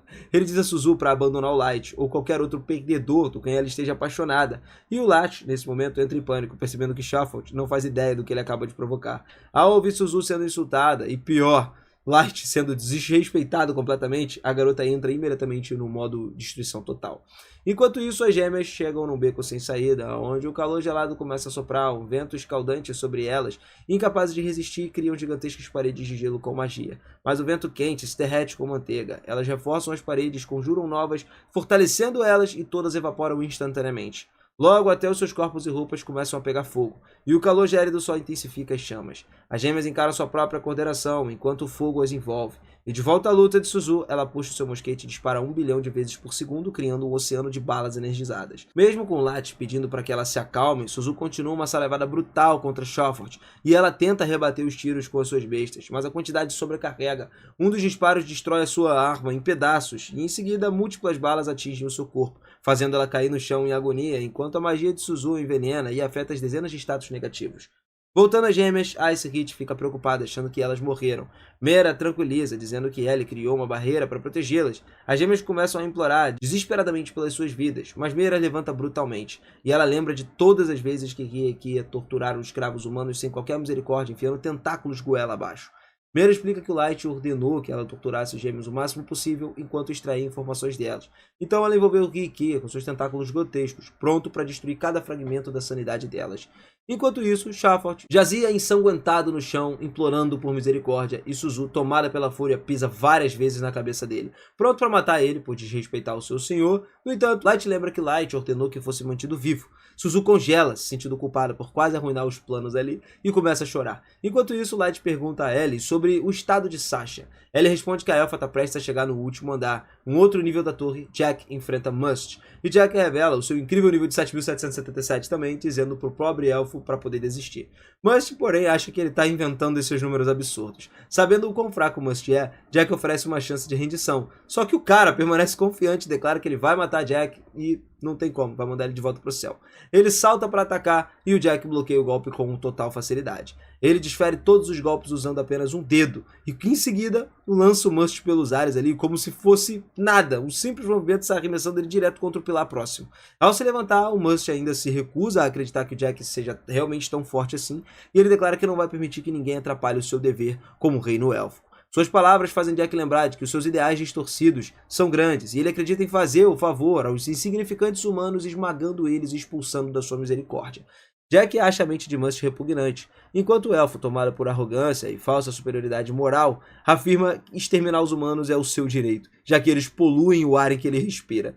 Nesse instante, o Must começa a recarregar o seu lendário machado. Ele dedicou toda a sua vida e alma ao fortalecimento do seu corpo apenas para ter uma chance de derrotar o Jack. E o Must explica que ativar o seu poder da sua arma reduz drasticamente a sua expectativa de vida. Mas ele não se importa, ele está disposto a sacrificar tudo para vencer. Jack, impressionado, admira sua coragem. Então o Must finalmente desfere o ataque mais poderoso. Só que o Jack bloqueia esse golpe com uma facilidade absurda, usando só a mão dele revestida de aço. De repente, o sangue de ferro se espalha pelo corpo do Jack, que luta ferozmente, gritando para que o Must traga tudo o que ele tem, porque a sua pele dura como diamante não vai sofrer nenhum arranhão.